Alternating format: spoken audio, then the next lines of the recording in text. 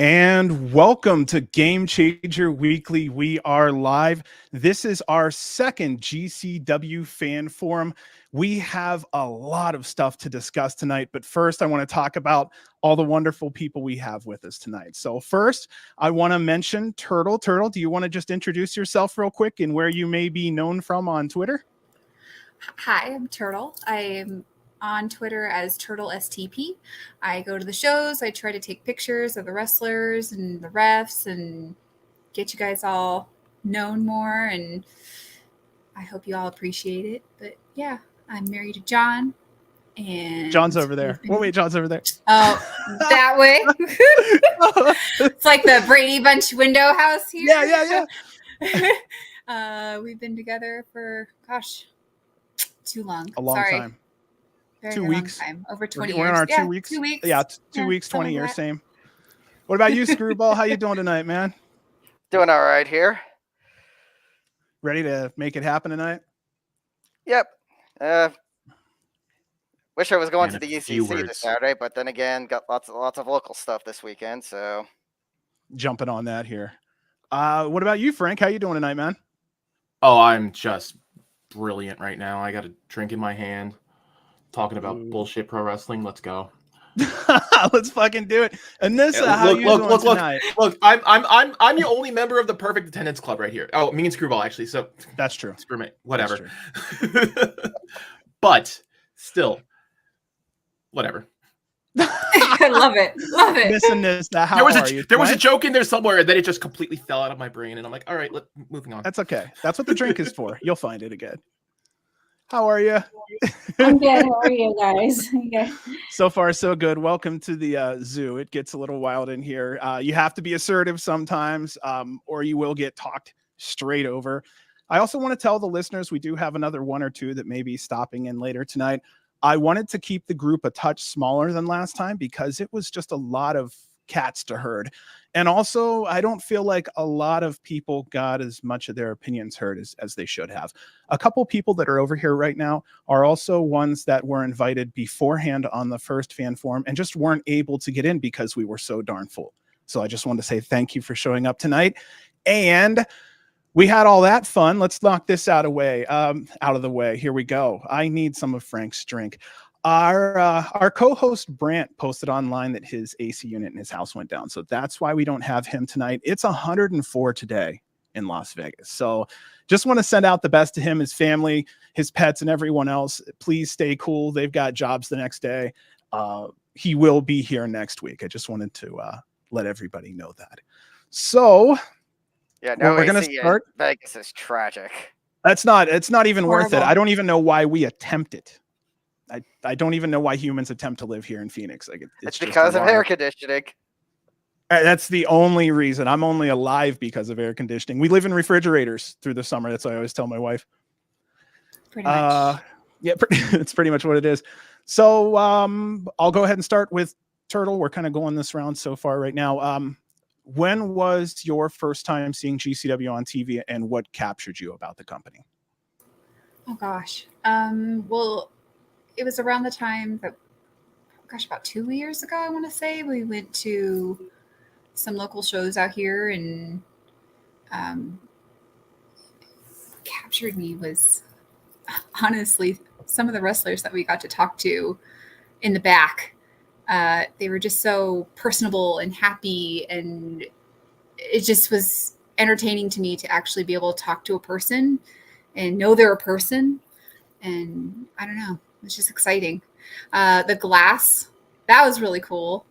And I have to say that AEW versus GCW versus WWE versus ROH, they're all their own flavor of ice cream, and they're all different.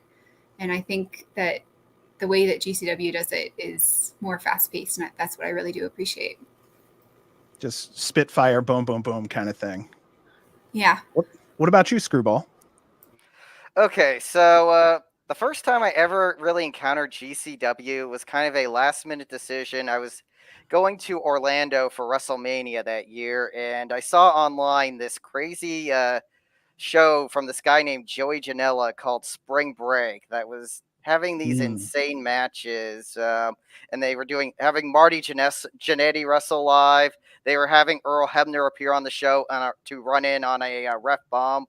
And it was like, this is just so different from everything else that's happening this weekend. I get in the night that the show's happening. I'll just buy a ticket to this show. And I was pretty much hooked when I got there. And like, I think Joey Janela's Spring Break, the first one, was the tipping point for a lot of people to the promotion, myself included. I felt like that's when it really started to kick off, was right around Spring Break. And your first one was Spring Break 1 or 2? Spring Break 1, the original. Ooh. Yes, first time I'd ever been in a venue as late as 3:30 a.m. in the morning, but I do it again and again. Yeah, it was like 2022 also, when we had a bunch of shit going down. We had that midnight show that I think ran till 3 in the morning or so one night that I think it was amazing. Black Label Pro. Whoo. Yeah, that's the one you were talking about, Steph. That's the weekend turtle that you were talking about, where it was just chaos, but all the wrestlers were out and having a great time. And Oh, it was amazing. it was, It was absolutely amazing. And what about you, Frank? A little bit. Yeah, it was. go ahead. Everybody was sweating balls for sure. The AC didn't get turned on somehow magically. It kind of happens at local shows every now and then. So Oh Screwball God, knows the what last about it. Pride Style show. That was when we were hitting like 120, and the AC was broken that night. I don't know how Yep. I made it to that one. Yeah, it's losing. You can lose some weight being a fan here in Vegas. That's for damn sure. Oh yeah.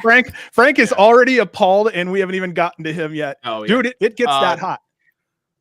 Yeah, I was NHB 50. I swear I sweat through 3 t-shirts in that 3 hours in that little garage in a strip mall in South Jersey. That was God knows how. It was 110 in that room, and I can only imagine getting hotter from there. No, the first show I saw of GCW was actually Spring Break 1, back when, GCW was still a little flash in the pan, kind of like, social media, like, oh, hey, look at this wacky independent pro wrestling thing that's going on. But the first show I went to proper was at a venue that they just went to recently, which is the House of Independence in Asbury Park. And it was the Block is Hot 2019, which really represented that early, GCW that was not the same product fundamentally that it was today.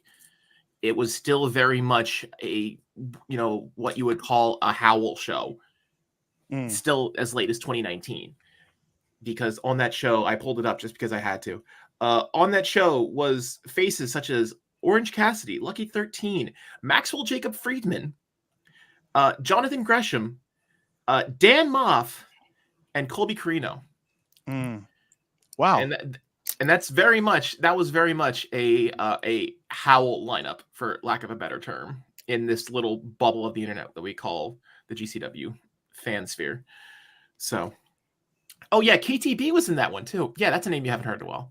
Haven't heard that one in a long time. Yeah, about but 2-3 years. since 2-3 years. I started going after that, and I was at almost every show they were in Asbury Park, and then we went down to Atlantic City. I said, all right, I guess I'm schlepping down to Atlantic City, and it's been almost every show since then. Wow. How many do you think you've attended? I still have my KTB foam finger. Oh, geez. How many have you attended, Frank? How many shows you think you attended? Well, all of Collective Dallas. Probably 3 years straight of Atlantic City weekends. So we'll call that, 5 weekends, 2 shows. So we'll call that 10 shows to 30. I'm definitely up in the high 2 digits, at maybe peaking at 100 soon. So yeah. I had a feeling you're earning that stripe here soon. I figured you were getting close to 100. You get a couple you get a couple weekends in, and right there you get an easy 8. We get the leather jacket like they do on SNL, right? Yeah. Five host club. On that. And then Anissa, where did you first start seeing GCW, and what captured you as a fan? This is around the time that I worked with X-Pac, so I would go to shows in California that he was on just to support. And it was a GCW show, I do remember, but I don't remember if it was a night that Joey Janela called somebody out for spring break. I forget, it was either 2 or it was a different time, but that's what I remember my first experience with GCW was at the UCC, and it was just wild. There was tables, and I was like, okay, this is my type of wrestling. Love it. LA is definitely wild. We're kind of known for that. And yeah, Yes. the first or second show that we ever went to in LA, some lady got checked across the floor and hit the merch table. Do you remember that one, Screwball? Were you there for that one? I don't think so. I don't remember this, but then again, I've been to a lot of UCC. Hot Tub Guy's sister was there with somebody, I Oh, I believe, was and there. she said something. Oh, Okay, okay. so you were I saw that on camera where I think it was Kenny King was in the ring and like shooing the guy off. Okay, I was not there for that one. Yeah, it No, I was disrupted the whole there. I show was for like, just a little bit. what was going on? Oh, you all right? There was some like relationship drama stuff going on, if I remember correctly. Oh, it wasn't even related to the show. It was just No bullshit between It was fans. just- Oh, okay. drama. Yeah. Yeah, Wow. And if I remember, Effie came out and was in Yeah, it was the Effie versus ring. Kenny King. That's right. Yeah. And he was like, Don't hello. pay Like, attention to that. yeah. Fair, I'm an East Coast boy, so when I see UCC shows, they usually turn on. I turn on the show at 11. I just leave it on my TV, and I'm passed out by the fifth match. And I apologize for that, but that's just how that rolls. Oh yeah, we It's the understand. golden glow. It's the golden Yeah. glow of the UCC. It puts them to sleep. Yeah. So this lady said something to this gentleman who must not have liked what she said, and she poured her beer on him, or he poured his beer on her. Something I can't like remember that, which yeah. way. She got the beer on her. I think. Yeah. And then got And that's pushed. when they took the guy out of the. Yeah. They Then had they to get kicked the guy security out. Yes. involved. Yeah. And because then they were we like, had "You a can't fuck do that guy chant in the middle of the Yeah. match. Yeah. It was. It's like I vividly remember Kenny King just waving at the guy and being like, "Bye bye." Bye. Bro, I'm like, Yeah. welcome to the UCC, and that was our first experience. It was Fun. good. So yeah, our first experience truly was in Las Vegas, though. That was our first LA experience. And again, that was Turtle and I, that was the 2022 show that we were just talking about that was so damn hot. Yeah, the whole and block that- of shows with Wrestling Revolver. It was we so didn't know how good we didn't know how good we had it, though, because we did have Revolver, we had Black Label Pro. Revolver was still really growing from the smallest level at that time too. So all right, so you can pick whatever venue you like. It doesn't matter who. And this, I'm going to start with you. You've been to the UCC. Uh-huh. I want you to picture going there for a minute. You walk into the doors. You've already been checked and everything else. You get into the venue. Where's the first place that you go? And who's my the spot. first wrestler you're looking for? No wrestler. I'm going to my spot. Yeah. Yeah. Love it. You like to find your spot? Yeah, I always have a friend that saves my spot. So I'm on when you walk in, I'm onto the right side where merch is. But you know where the wall is? I'm like right there behind the fourth like chair. That's your Oh, I spot. know you I get are. it. That's Okay. yeah. Like So your I'm in the general middle, so admission, right? yeah, so I'm in the middle, so I could see what's going on in the ring. I'm not gonna go near the entrance because I'm short. So And that's that's where it why gets I sit. craziest too. Yeah. That's why I just stand in front of the chairs because everyone sits down and I could see. Good point. And so you're not going to go talk to anyone. You're more about saying, hey, I want my spot. I'm here. Yep. Throw the elbows up, make sure you get the personal space. Well, because some of my faves don't come out until the show is officially done. So it's like, no worries. No, I get I can that. wait till later. They're not going anywhere. Yeah. Okay, so we'll just talk about this for a minute. UCC food, it's actually gotten a little bit better, but Turtle, you were complaining a little Yes. bit about the drink situation. As a person who cannot drink carbonated drinks, I wish there was something like Arizona tea, brisk tea, something other than carbonated stuff and water or alcohol, which I don't have a problem with alcohol, but when I go to a show, I don't really drink alcohol. So I wish there was something other than a variety and Arizona tea. But come you're on. saying that almost for health reasons though too, right? You're saying it because your body really can't have it. I haven't had a carbonated drink in 10 years, so thank you. It's not easy. Well, Wrestle Dads is already chiming in for the night to tell us he's going straight to the beer. Not What do with you say, that Frank? long line at the UCC.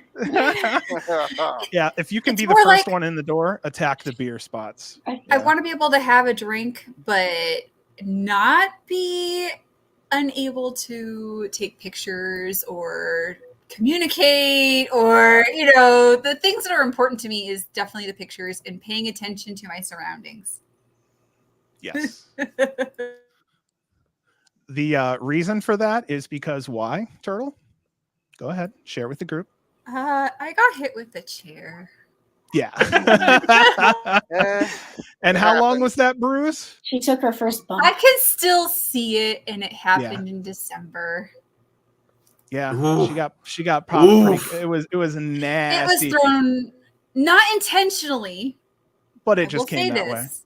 But you're taking pictures. Yeah. It happened to come in my direction, and unfortunately, my leg was the wonderful area It that got stopped. taken out. Yeah, it It got stopped stopped. the forward motion completely. Yeah. What about you, So- Frank? Well, this is a two-pronged answer for me because the Yes. two venues that I'm going to talk about are, the blessing of being in New Jersey, the hotbed of independent wrestling these days, is that if I'm going to, the GCW answer is going to be the Showboat, be it the Carousel Room or, the Terminal. Shut up, phone.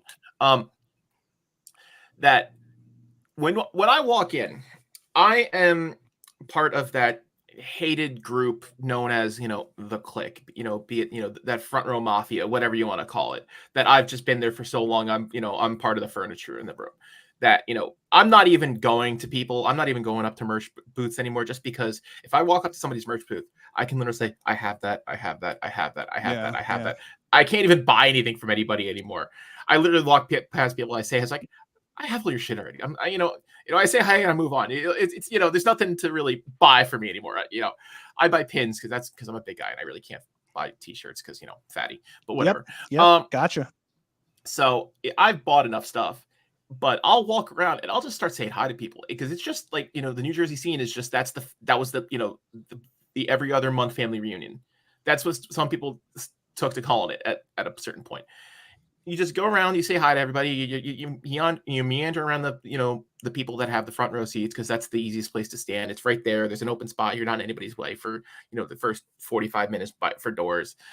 And then at that point, you're either walking over to your spot. Normally, if I'm not in the front row, I'm riding what would be the ramp. Heckling people from the ramp. That's usually my spot. In the Carousel Room, the ramp was much more pronounced and much more visible than it is in the Terminal. And that procession had a much better flow, and I think it looked better on TV in the Carousel Room than it did. And then walking down the ramp and the crowd of the massive bodies ever did in the Terminal. There's just not enough space there. It's a bigger room, but you know exactly what I'm saying. There's not enough space for that large crowd of people to gang up and heckle or cheer on whoever's walking in.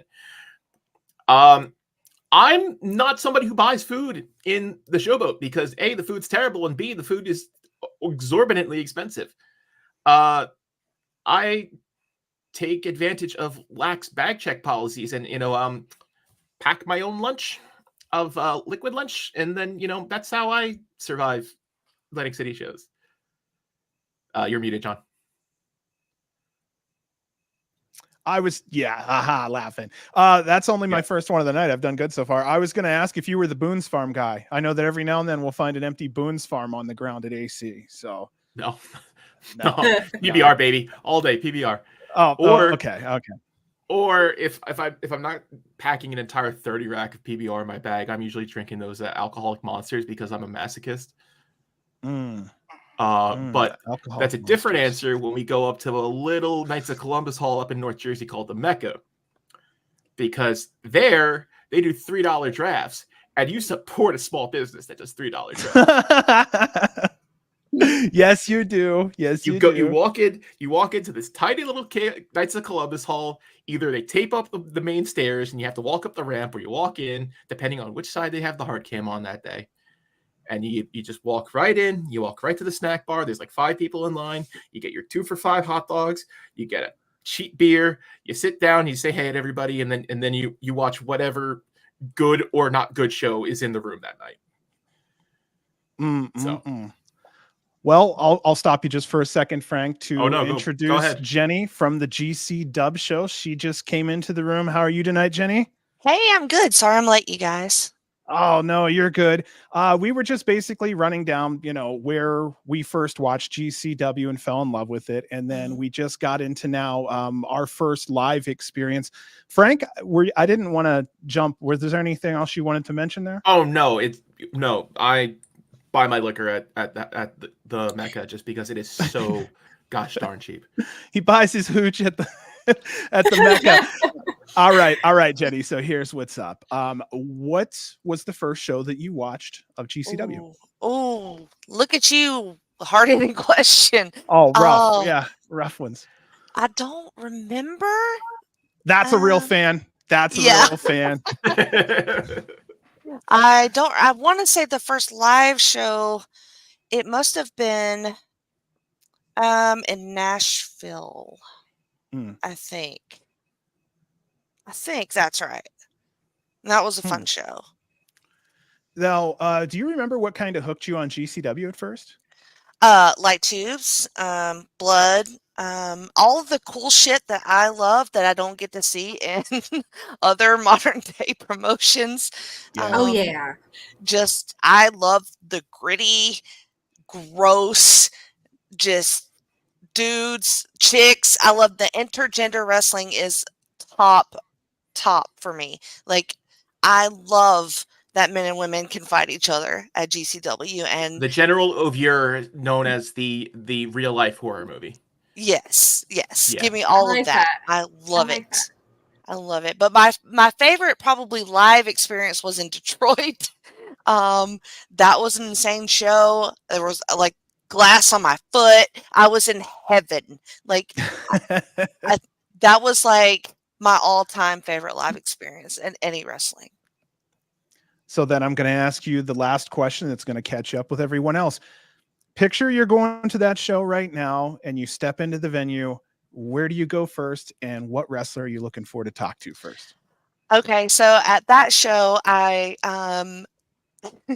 Pero stepped on my foot. So I would like an apology, frankly, from Pero, but I ran him down at the airport in Cleveland. I was one of those people, but he was very nice. Awesome. He was very nice, and he took a picture with me. But I also at that Detroit show, I got to meet Cole Radrick, and he's like one of my most favorite. And I didn't have any cash. We love him. He's amazing. Yeah, Cole's amazing. I didn't have any money, but he signed like a coaster for me, and I still have it in my purse. Like every look at it, I'm like, oh, Cole. Yeah, he's one of the ones that we're hoping to come back real soon, and he's going to make it. He's definitely missed already. Seeing his face. Yeah, it didn't take long, did it? He hasn't even been gone 3 weeks yet. No, it already sucks a lot. And he's got his he's we're gonna plug his show, I guess, right now. He's got his own show coming up. The Smitty. Look up the Smitty. If you're even remotely in the Indiana area, go look up the Smitty. Go support Cole and his weirdo SpongeBob themed independent pro wrestling show. That show looks unironically amazing too. It does. It kind of does. It does. There's a lot of really good wrestlers on that card. All right, then, Screwball, when you go to a show and step into the venue, where do you go first, and what wrestler are you looking for? Usually, I'm usually someone that shows up early. So after I scope out my seat, I'm usually to the bathroom just to get loosened up and everything. When it comes to, I'm also like Frank, where I've met pretty much everyone. I bought a lot of the stuff up from their gimmick tables already. So I'm looking for those that I haven't been to the gimmick table for yet. Like who's debuting, who maybe I've only seen on TV, haven't seen live yet. That's who I'm scoping out first. Good point. Like Smart, when too. Danhausen came to AC one time, that was the big one that I wanted to meet because he had never, been to Atlantic City before. So I'm like, okay, I have to get the, the Curse Point photo with Danhausen, and I'll throw whatever amount of money he wants for that at him just because it's Danhausen.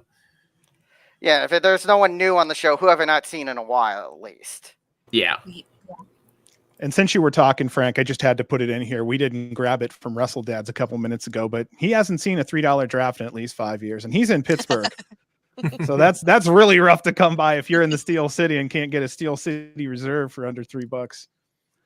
All right, here we've got that. And then Turtle, when you get into the UCC or when you file into the old Silver Nugget, where are you going first and who are you looking for? Okay, well, first, seats, because we got some big boys in our group. So we got to make sure we have room in our seat area. Yeah, we pushed the And that chairs apart I a have little. room for my camera, so I'm not elbowing if I'm sitting there. Nothing annoys me more when they zip tie the chairs together. Yeah, they have to do that for no. collective. That's what keeps it them able to get people turned around so fast. It just, yeah, Bastards. we need room.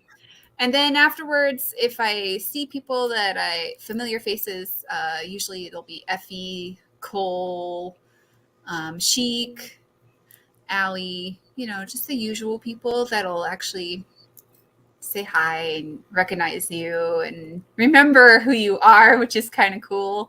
But merch, I'm always trying to find new merch. Like I got Chic shirt, I reverse tied it. This one's turned out okay, but the other one turned out better. I have a couple in mind for Effie. Got to get there eventually. But usually I try to get new merch, but if there's a new wrestler, got your GCW flag in hand, and I'm going around trying to get autographs before the show starts or after the show starts. See, Yeah, I that have flag- the big. And That Oh, no, flag has sorry, what, Lee, 40 some signatures? it has a Roughly- good number. roughly Hold 40. on, I will tell you right now. We have 38. 38. Yeah. See, I have the big 8x5 GCW long live flag from Hammerstein. Ooh, If you don't yeah. remember the Hammerstein show when they did the if Cardona wins we riot and the big Yeah. 8x5 flag, Yes. that was partially my doing. I contributed the flag to Love that. So I still have that 8x5 flag somewhere in my house, and that's a good idea. I should start doing that. Have people sign it. And it's really cool because if you get a minute with a wrestler, you can get a little bit of a conversation behind it. And, it's nice. Get to know them. My favorite venue so far, I like the UCC, but I'm going to say I love the Arizona show that we went to. Oh, Phoenix. The Nile? Was it the Nile? It's Yeah. the Nile. Yeah, the Nile's Oh. a big indie venue over in those parts, like Party Shout Hard. out Raleigh. Shout Shout out out to Raleigh fucking for getting that. Arizona. Golly, Phoenix thank fans Getting that the all best. hooked up. Yeah, I love it. First of all, it's black walls. I take the pictures. I love the black walls. I love it. But the UCC has that yellow. I don't know. They're both amazing in their own way. Okay. Those are the only two Tangent. places I've been to. Tangent for the night. Everybody drink. Frank's going on a tangent. Who saw the most recent? What the? Oh. Uh-oh. Yeah. Must be a big one. So, who saw the most recent Asbury Park show? I did. I did. Yeah. Okay, so John and Screwball can both vouch for me on this. How similar are Nile and Asbury Park as venues? I see it. Yeah, I see it. Uh-huh. Yeah, huge. Not I mean, identical, but I see the resemblance. You could Well, definitely no, I see mean, it's just the Phoenix without the stairs. That's Yeah, kind of what it gives because me a feeling of. It's like they just Asbury knocked out Park the is upper. Asbury Park is a very weird venue because it's a storefront. So the main floor where the ring is in Asbury Park is actually a basement because the top balcony level is actually street level, and you go down to the main concert floor because That's cool. it's Huh. the building itself is no wider than 2 storefronts. So like take your standard mall storefronts, put 2 of them together. That's the absolute width of Asbury Wow. Park. If you're standing against the stairs, if you're standing on the stairs like where the entrance is, it's no more than like 30 feet across the room. Wow. Hmm. That's Yeah, I'm cool. kind of It's a thinking very- Voltage Lounge too. Voltage was the Voltage? same way. It was a very small building, yeah. And I guess it's the camera, just how the camera angles line up, that the building just warps around how fisheye the camera is that night. Hmm. Yeah, both Yeah, you wouldn't places think look like they Asbury Park is that small looking at the feed from GCW or even the. I've gone to concerts where there isn't a 16-foot ring in the middle of the concert floor that have been maxed out at 400 people. It is not. really. Wow. It is not a crazy. big building. Wow. No, had no idea, man. This is why I Yeah. like to have you on with some of these things, because I wouldn't have known otherwise. Unless someone says something, you wouldn't know otherwise. All right. So I'm going to kind of open up the floor. This is a little more fun. I was going to ask everyone, when it comes to the overall fan experience and live experience, what suggestions do you have that you feel would overall improve the experience? I'm going to maybe just start. I put that I wish more wrestlers had tables where we could interact before and after the show. I wanted to say, if they don't have merch, which quite a few don't, then I wish they would just sign autographs, take pics, and talk. I feel that a lot of the magic of wrestling has to do with that fan to wrestler personal interaction.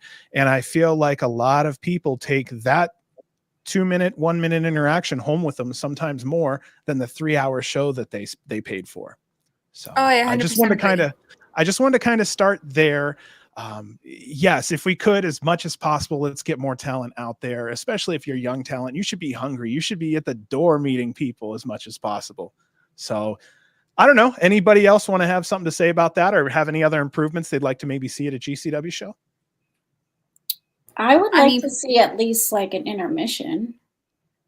Yeah. For UCC, personally, I understand. There used to be a lot more intermissions in GCW shows. There used to be a lot, and which was great, but it would just be much more easier to have at least maybe a 10-minute, cut it down to 10 minutes, not 15. Mm-hmm. Just so the wrestlers can come out and do all that, because we all know after the show, they all come out and people want to meet them, and then the lights start turning off. Yeah. And it's like, oh, come on. So I think I wish they would have at least maybe 10-minute intermissions, but sometimes I understand, like, they can't go intermission because it's a certain amount of hours of the show, and whatever deal they have with Thriller, they probably don't want to go overtime. So yeah, the only time you usually see an intermission these days is when there is a WrestleMania weekend. They had intermissions. Or a mid-main. You'll see a mid-main death setup.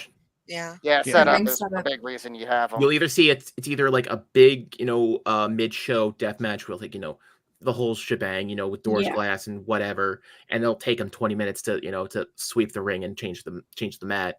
That's you'll see an intermission for. Or if it's a big setup gimmick match like a glass ceiling or a Cage of Death or something like that. Yeah. Right. Huh. Well, I'm with Cardona when he was just mentioning, though, that a lot of these wrestlers, I mean, unless you're planning something at the time, no one is important enough to not get out there and. Is it sad that I knew exactly what that was the first thing I thought of when you were mentioning that about like being always out there? It's like, he listened to Cardona. Like, I saw that. We're all in the same pipeline. Yeah. Oh yeah. As the Southern contingent, I would say maybe some more Southern shows. I have to really travel pretty far most of the time to see GCW. I got to see him in Atlanta. I got to see him in Huntsville. But some Florida shows might be nice. I don't know what our laws are here. Not far enough south for you? No, sir, quite not. And yeah, I mean, that would be my number one thing. And I don't know if we can do I don't know the laws as far as like light tubes and violence and shit in Florida. I mean, we used to have some shit in Florida, but I would just love some more Southern shows. Well, that's a big reason why you see a lot of the death in Jersey. Yeah. I know. That's what I figured out. Here. Yeah, I need to go to Jersey to see a show is what I determined. Me too. Because I like when they're in California, but I just know like the venue. Mm-hmm. From what I heard, like the venue doesn't want the blood because it's hard to get it off the floor. And the I get it. I mean, that's lame, but I get it. And It's the glass. I guess the glass, yeah. glass was a big issue. Brett talked about this one time on Patreon. He said the glass was a big no at some point, and that was the end of it. So I don't know. Yeah, I anything remember more the than that. Alex Zane match where he got the eye patch because of that glass match he had with Jimmy Lloyd. There we go. There we go. Because I I love. don't know if White that's the reason why, because I know like previously there was that match with Dark Sheik on the first UCC show back with Dark Sheik and Nick Gage that was very bloody and very glass filled. But they seem to taper it off after that. Anybody else have anything they'd like to suggest that they would like to see? I wanna counterpoint a little bit where, you know, I think some of like, you know, the fan, you know, experience. I think one of the first things people would think about, well, you know, get a Tron, you know, get all this, you know, make the production values better. But I think that if GCW expanded its, for lack of a better term, production budget, you know, we'll call it production budget right now, where we have Trons and, you know, with name Trons and whatever, because right now they have started doing Trons more for the benefit of playing the replay packages that you see on the stream in the room, which that's actually a very good use of having TVs in the room with that. Yeah. But the more you go up that level, where, you know, I know we're in the middle of this whole gimmick of Cardona being GM and he's trying to elevate the product back to, you know, a Fed level product. And as as a gimmick manager kind of, you know, angle, it's funny, you know, people get the joke, but on an actual level, I think if you go too far down that lane, you lose what was special about GCW. And Thank you for saying grittiness. that. Yes, having the grittiness, having that ECW edge where it's literally yes. the entranceway was a cardboard brick wall and two fences and two, you know, chain link fences. Like that was the entire Tron back in the day for ECW. GCW, it's like, hey, what pipe and drape curtain do we have in the building? That's going to be the entranceway today. I love that. You know, and I love your point. That's awesome. The most, you know, fancy entranceway that we had in a while was the holiday special up at the Mecca last year, where they actually had lights and they had little, you know, chintzy Christmas decorations around the curtain. Yeah. And people were like going off the walls. Oh my God, we've got an entranceway today. But it's if you go too far up that path, you're going back down the other. You know, you're trying to become WWE, and you're slipping back down the other side of Shindy Mountain. And okay, so there's two funny, interesting things that I talked to Brett about. Number one, I told him he's really lucky that he's been able to find that GCW insignia that he has there that stands the test of time and doesn't look dated, which I think is pretty cool. But also the faded stamp, the faded block stamp. Yeah. That you have 7 versions of behind you right now. Yes. Yeah. Is it 7? A lot. You know what? Honestly, that's why I don't wear GCW shirts on the show, is because I have so much shit back here on the church walls that if I have a shirt on, I would just look that much more obsessive. And I didn't want to make it any worse than what it was. Can't look excessive. Yeah, I can get that too. But it is really hard for them to make any type of improvements without losing some portion of identity. So yeah, it really has to be something where they have to sit down and really monitor and because we have monitor the growth. Like we have a signature now. GCW has a then now forever style signature before they go live every show now. Yeah, That's true. Which, That's you know, I mean, I'm going to roll that into the whole, you know, Cardona is GM trying to become the Fed again kind of thing, which to a level, it's funny. I don't want to say funny, but, you know, it's that in-jokiness of like, oh, we're not the Fed, but we're trying to be the Fed, you know, blah, blah, blah. But at a certain point, it's like, okay, yeah, that actually looks cool, but you can't go too much because then you're just trying to be WWE and then it looks cheap. Yeah, you're never going to match Yeah. the feeling that AEW or WWE has on their production. Yeah, your fireworks will just never be that big. exactly. So you're always And in at second a certain place. point, just scale it back. You know, do the black box theater. You know, put a ring in the middle of the room, have 2 guys fight. You know, just bring it back down to exactly where it needs to be, and that's where GCW's lived for God knows how many years now. Yeah. I really love that y'all brought this up because honestly, after the Cleveland show, I struggled a bit leaving that show and not feeling the same that I usually feel after a GCW show. And I felt very guilty. I didn't like the finish of Nick Gage and and Matt Hardy at all. And I would, it's just a very new feeling for me to leave and feel cheated in some way. Yes. And I struggle with that. I talked about it on the show that's going to drop tomorrow. And, you know, I don't want to have a podcast about a wrestling promotion that I don't enjoy. You know, I want I want to be here for this. I've loved it for so long, and I understand the evolution that's required of a promotion, but it started to hit me in my feels in a sort of negative way that I was you unexpected. have that spidey sense that, you know, where certain shows is like, if you're 2 weeks out of Homecoming or 2 weeks out of Mania, you know, it's just going to be, oh, well, this show's not going to be anything. It's just going to be a lead in. It's just going to be a go home show for another show. So why am I going to get that invested into it? And that is what I do in WWE. I don't want to do that here. I want to live in the moment here in GCW. And I felt some sort of way after that show, and then talking about it after. But I feel a little bit validated and see that some of you guys maybe kind of see the same things I do. Oh yeah, this is a feel good company. That's what it sure. is pretty much all about, and we're there for that. And when we get any type of static, a la like Blake Christian and whatnot, the fans rub up against that quite a bit. You're like, hey, you're fucking with my feelings here a little bit. Yeah, I feel like the GCW fans really do depend on that feel good a lot more than I think maybe other companies do, or fans of other companies do. I don't even know how a better way to explain that. It's just we're personality driven. Right. Yeah, for sure. Whereas unless it's like an absolute barn burner of a terrible heel ending, a la Garbage Riots 1, 2, and 3, where, you know, it's just, you know, specifically designed to craft hate in a certain wrestler, and it's just a blase heel goes over type finish for a show. It's like, all right, whatever, you know, it's the end of the show. You know, it has to be, there's that uncanny valley of a heel winning where it has to be all in, you know, he just kicked the puppy and, you know, shot the president, or it's not good enough. Right. Or the face goes over. Yeah, like that Gage Hardy finish, like that's stuff that rough. should be only on the big companies on Monday Night Raw or something. Thank you. Please do Thank a you. finish. Yes. Like, even if you have to just make it a tag and then have one of them pin Broski Jimmy just to send the fans home happy and have a good ending, and then set up the following angle afterwards, at least do that. Yeah.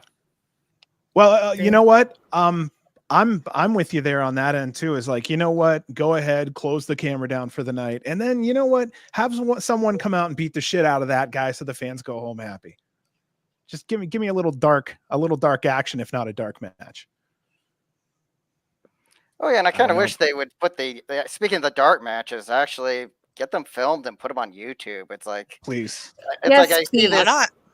Yeah, it's like I see these scrambles with like at the beginning of Cleveland. It's like, we're not seeing that, and it's like, it'd be a cool thing for the channel to have that stuff. Definitely. Yeah, There's and I was just going to say, I talked to, when Brett came on last weekend, we told him, we're like, hey, we know it's not easy, but is it possible to just put the dark match on YouTube as like a free promotion? There's, you know, a lot of people that are on YouTube, they could stumble across the video. I even have the idea of maybe having someone appreciate film them with like iPhones and such. Maybe present it in a different way. You know, try something. Let's not talk about people filming matches on iPhones right now. That's kind of a touchy subject these days. Let's well, like, you know, actually by the cameraman, maybe just, you know, try a different way of presenting it. Like, you know, here's quote unquote cell phone footage on the GCW YouTube channel. Go black and white.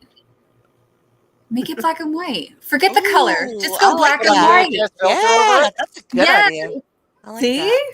That's an interesting idea. DJ Luda checking in. What's up, guys? How's it going?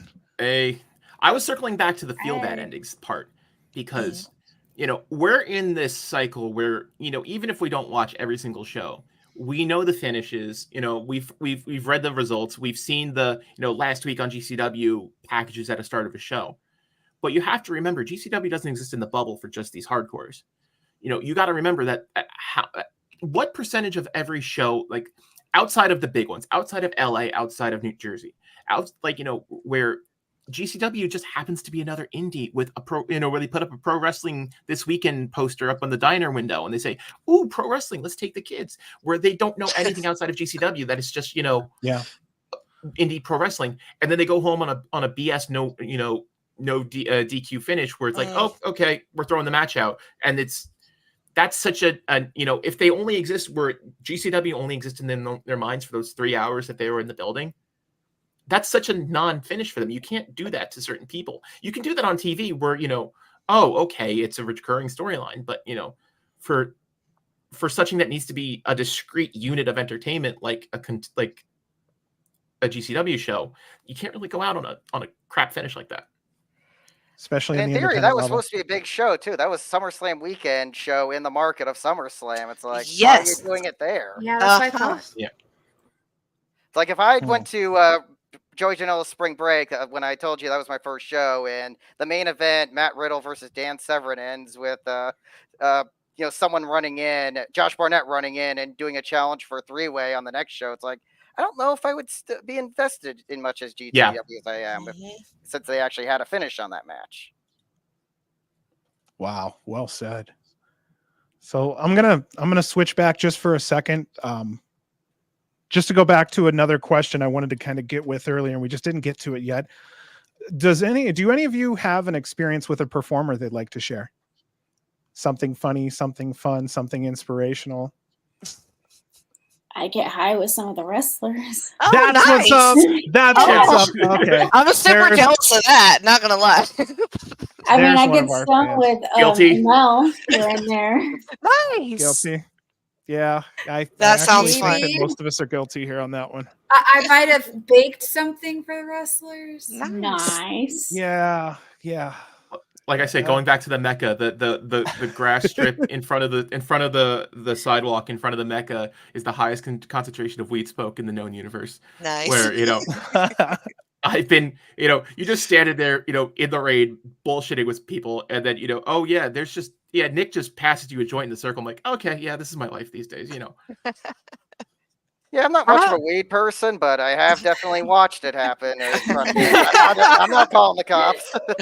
In fact, it's I legal won't here. And in Cali, say I too. give something to Alec, but Yeah, Alex Down been on one of the the people I've ground. hung out with while he smoked. I've seen Jacob Fatu after Ooh. in between the remember the VXS East Coast West Coast show, and then they did LA Fights beforehand. Yeah. I was sitting with him while he was smoking a joint, and he was talking to the security guards about his 7 kids, and that kind of blew the security guards by. I don't know if this is well known or not, but this is kind of off topic. But you just mentioned the VXS East Coast West Coast show where they did the 3 hours in Jersey and then they did 3 hours in LA, and I think that was the weekend of some big LA show. I think that was a SummerSlam in LA or something. I forget. What weekend it was. There was a GCW LA show the night before, and then they did Right. LA Fights that day before the West Coast VXS So- show. So the East Coast VXS show opened up with a Jimmy Lloyd match, and the intended finish for the West Coast match was another Jimmy Lloyd match. The entire idea was for him to open East Coast, wrestle a 5-minute match, immediately get in a car to Newark, fly to LA, and try and close the LA show. Wow. I don't think it actually ended up happening. I But gotta that look was- it up. But Yeah, that seems like way too much, even if you got a direct flight. And Jimmy's Like, on LA the traffic duty. was brutal that weekend too. 'Cause I know because I stood an But hour getting to that the was UCC that on was Friday. the supposed finish of that show, which when I heard that story, I was cackling because I thought that would be the funniest thing to see. Somebody's like, "Oh yeah, we're doing a coast to coast show," and the same guys on both shows. Okay, so we've gotten. I'll get out of the. Does anybody have an experience with a performer they'd like to share? We'll get rid of that question. real I quick. have a lot of them, No, but I don't I get to actually have tell. I one. can't Yeah. talk about most of them. Yeah, I have public. one that's Do it. kind of cute. I love those Just- too. Typically, I'm very shy. Like I lose all of my confidence and no words in my brain when I see them, and I try to have a conversation. But I'm getting better at it. It's working better for me. But in Philly, there were some porta potties outside of the venue, and I really had to go to the bathroom. And as I'm going to open the door, somebody's in there. I'm like, okay, I'm waiting. And then Manser comes out of the porta potty, and I just had to pee. Like, I didn't barely glance at him, and I go and pee. And then as I come out, my whole group is like, that was Manser that was in the porta potty right before you. I was like, yeah, I knew that. Man's then I- awesome. And then I go to Cleveland, and I finally get up the courage. Manser's sitting at his table with no one there. It's just no one in his line. And I'm like, well, here's my chance. I'm kind of scared of him because he's insane, but also I want to talk to him and tell him about the porta potty. So I go up there with my buddy, and he's just the sweetest thing. And I bought a T-shirt, and we're just talking, and I told him about the porta potty, and my buddy goes, she took a giant shit in there after you left. And I'm like, you fucking asshole. Do not say that to Manser. What are you doing? So it was highly embarrassing, but kind of funny. Oh, So, that's a good actually- story. I wanted to talk about the "Who's Your Daddy" sign that's behind you. Yeah. Oh, I did it right this time. I actually made that because I met up. Well, I didn't meet up. I ran into Effie in the back of one of our FSW GCW shows, our hot shows, and I got to talk to him, and I was like, I was going to make you a sign. And he goes, oh, what was it going to say? And I was going to have on there, "Who's your daddy?" And he goes, well, why didn't you bring it? And I go, because my husband said, don't bring any signs. He goes, well, are you coming tomorrow? I go, yeah. He goes, bring the sign. So there you go. That's Nice. how that came about. And that night that we brought the sign, we actually got a really good "Who's Your Daddy" chant. It was actually probably one of my favorite moments. Yeah, GCW tends to not be a very sign-heavy show. Yeah. Yeah, that was one of my big yeah, things when about you- it. you don't have like stadium seating, it's like Yeah, bringing signs it's is gonna hard. block someone's Yeah. view behind you. It really is. I mean, we have like one fan here in Vegas. Shout out to Terry. She brings signs, but Love they're like Terry. they're tiny signs, so it's like you're not blocking anyone's view with that. You'll see stuff. things like you'll get like Cesaro section style. Yeah, signs exactly. for- That's what they are. They're Cesaro section signs. Yeah. Yeah.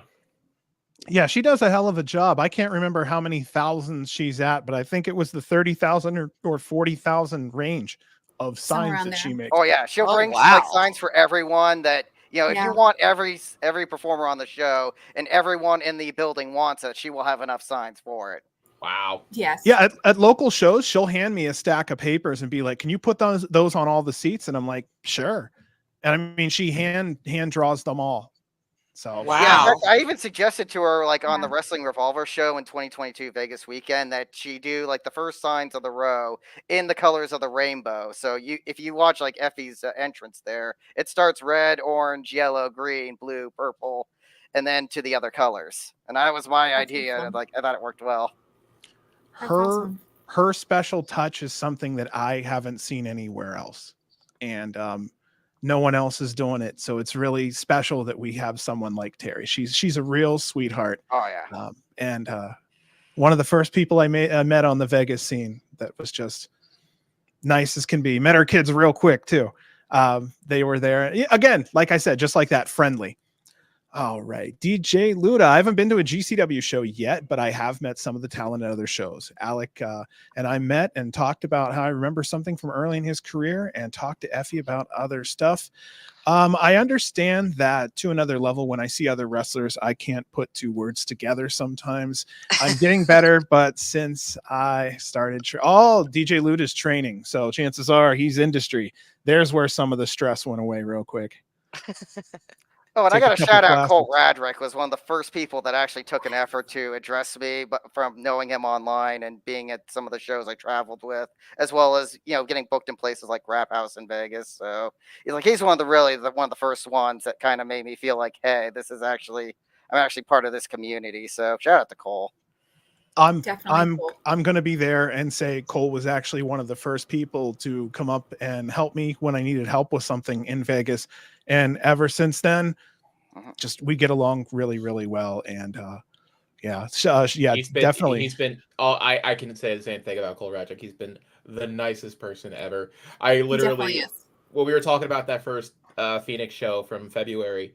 I arrived early because we're mutual friends with the booker for the Phoenix building, and I was showing up early because I said, when you bring GCW to Phoenix, I'm going to be there with bells on, and I was. And we're there early, helping set up the chairs because that's what you do when you're part of the staff of the building. So all right, I'll help. And we're walking there early, and a car pulls up, and people pile out, and the door of a Cherokee opens, and just, Frank, what are you doing here? And it's just Cole Radrick, in full, comfy car mode. It's like, what the hell are you doing in Phoenix? Oh, That's awesome. yeah, he's definitely one of the good guys, that's for sure. He'll be back soon. I'm by the looks of some of the posts he's putting online, dude's been working on his upper body, so something big is coming from that guy, and he's sitting there with the brass ring. So you're saying that cage match review might be out of date soon? probably. Oh my god, I forgot he sold shirts with that shitty cage match review on. Hey, I love that. I love that he embraced that. I think that's owning it. That's great. DJ Luda says, I'm hoping Cole has a speedy and full recovery too. I've had the chance to see him wrestle live, but he is, you know what? Live fans just eat him up. They love him. Oh yeah, He's amazing live. Something, regardless if he's he has face or something. heel. Yeah. Oh yeah, it doesn't matter who. It's just the fact that he's in the ring is cool. That's all I I also need. have to give a shout out to Dark Sheik. She's one of my favorite people to talk to at any show. Like, I can go up to her and we could have a conversation about almost anything, and it's just nice because she's always done that. It's not ever been, at Rap House, GCW, anywhere, it's been nice. I could go up to her and she knows who I am. So Yeah, Dark Sheik. I mentioned that Pride Style show that had no AC last month, and Dark Sheik actually took it upon herself to some of the fans that showed up early, myself included, made sure we had an extra bottle of water. Oh, that's great. Yeah, we're big Sheik fans at the Wolf House. Huge Sheik fans, big Oliver fans too. Get well soon to Jordan Oliver. yeah, also, get well. For sure. You are missed. When he comes back, that is going to be the loudest pop in 2 years in a GCW. Oh, it's going to be venue. amazing. Yeah, Oh, especially if he gets to do it with Mason. Oh yeah. Oh, Cole and Jordo. If they both Yeah. are able to come back on surprises, the pops are just going to be. And Cole's got that brass ring. It could be right to a Heck title. yeah. Woo! Could very well be. You never know. Okay. When as soon as Turbo Negro plays, that building will become. Will just instantly explode. Oh, it'll come unglued, and he's going to be standing there behind the curtain, going, "All right, what is it going to sound like?" And oh yeah, he's a big kid at heart. You know how that is. All right, here I am going on then to the next question. We're all super fans. It's a very easy one. Would any of you pay extra for an early meet and greet to get into the building and half an hour earlier to sit and talk with anybody? Frank, I know you may or may not, because chances are, you know what I mean. I'm like I said it before, I've been there so often. I'm part of the furniture. So at a certain point, it's like, I don't even go up to certain people. It's like, we've talked before. It's like, what am I going to say to this person that I haven't said to them the last 3 times that they've been in this venue? Pleasant greeting. Hey, how are you?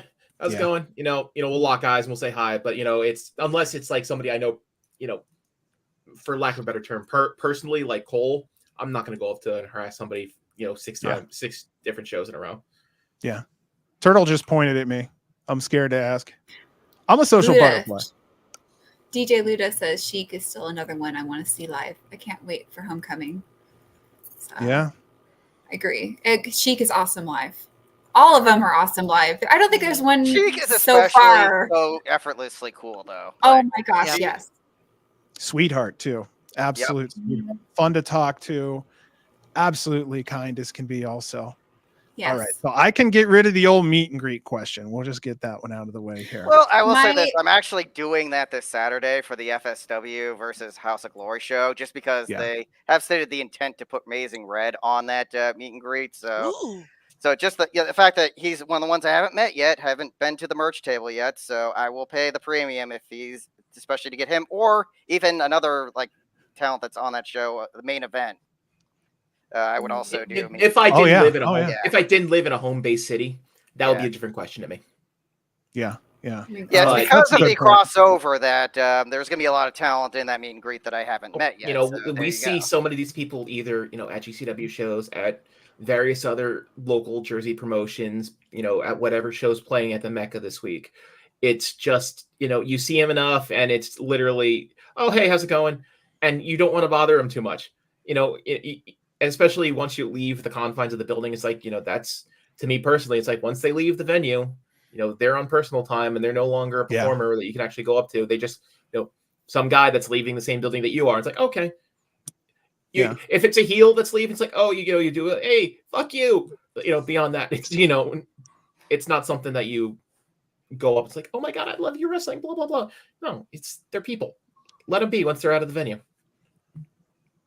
Yeah, we're not doing the airport stalking stuff at 5 a.m. in the morning. Fuck those people. Yeah. Fuck those Yeah, people. fuck 'em all. They give Marks such a bad name that, Mhm. And they're doing it for profit. yes. That's even worse. That's like Yeah. an anti-fan. Yeah. Like, that's Yeah, that's they'll have them taking sign from those the industry. Funko boxes, and they're not going to have the figures in there. They're all folded up so they can carry more of them. That's bullshit. I would just write a fake name. I wouldn't even write my wrestling name. I would just put a fake Oh yeah, name. some people There's will give them people- Johnny Monday random scribble autograph that doesn't look like their real one. Dude, the Young Bucks just came out and admitted that on like one of their shows recently, where it's like if it's like some of these like scalper fans, they'll give them the house show production signature- autograph. the house show autograph first. Is like, if it's like a little kid who's like, say, dressed up as a Young Buck coming to a show, will they give him the Yeah, full the real autograph. Yeah. the real autograph? No kidding. I had no idea about that. Yeah, Yeah, me me neither. neither. I think that was one of the Mhm. last Being the Elites. They said something like that. I could be wrong about that. I know Mick Foley has also talked about doing that too. It's like in one of his books, he mentions like it's a scalper, so he gets the whatever he had like some funny term for it, but it was like not the Mankind autograph. The initialism signature, Yeah. not the full Mick Foley signature, right? Something like that. So now the next question I'm going to have is regarding death matches in GCW Ooh. and the frequency of death matches. I've Mhm. been talking to quite a few people about how often they would like to see them. Maybe once a weekend, that's between two shows, maybe one somewhere. I'm a big believer in one a show.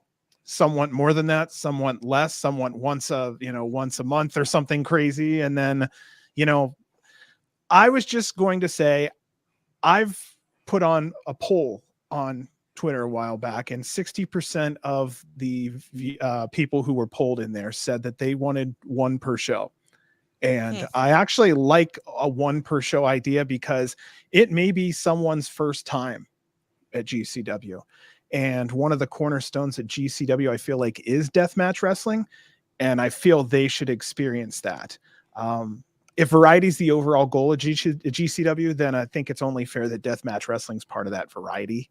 And at the level that GCW has attained as an independent industry leader, I feel that they have a responsibility to bring a higher level of quality deathmatch to the independent wrestling fan.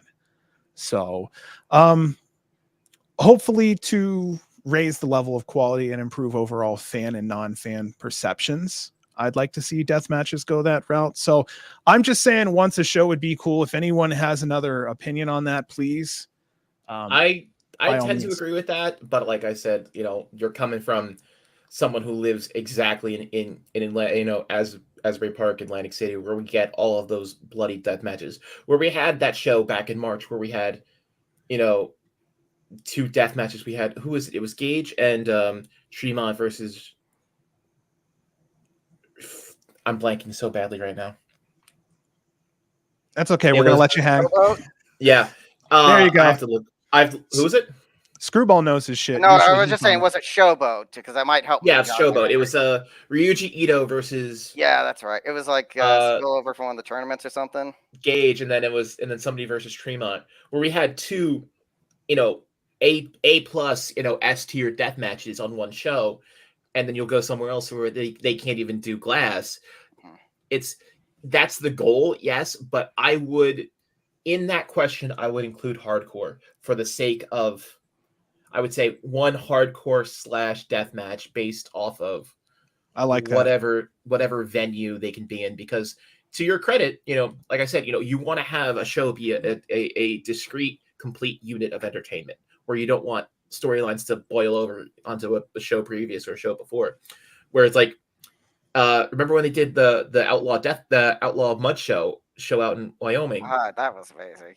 And they just sprung Nick Gage versus Mance Warner on an unsuspecting public who just came out for a church basement / high school gym indie show. And then you just drop the concession stand brawl 2 on them, where the shoot police were called to the venue looking for Nick Gage, thinking he committed assault on another wrestler. That's fucking hardcore. That's what I want to see. The reasonable side of me agrees with y'all, and I think that would be amazing. But look, the extra part of me wants every fucking match to be hardcore, death match, blood and guts. Like, it just is.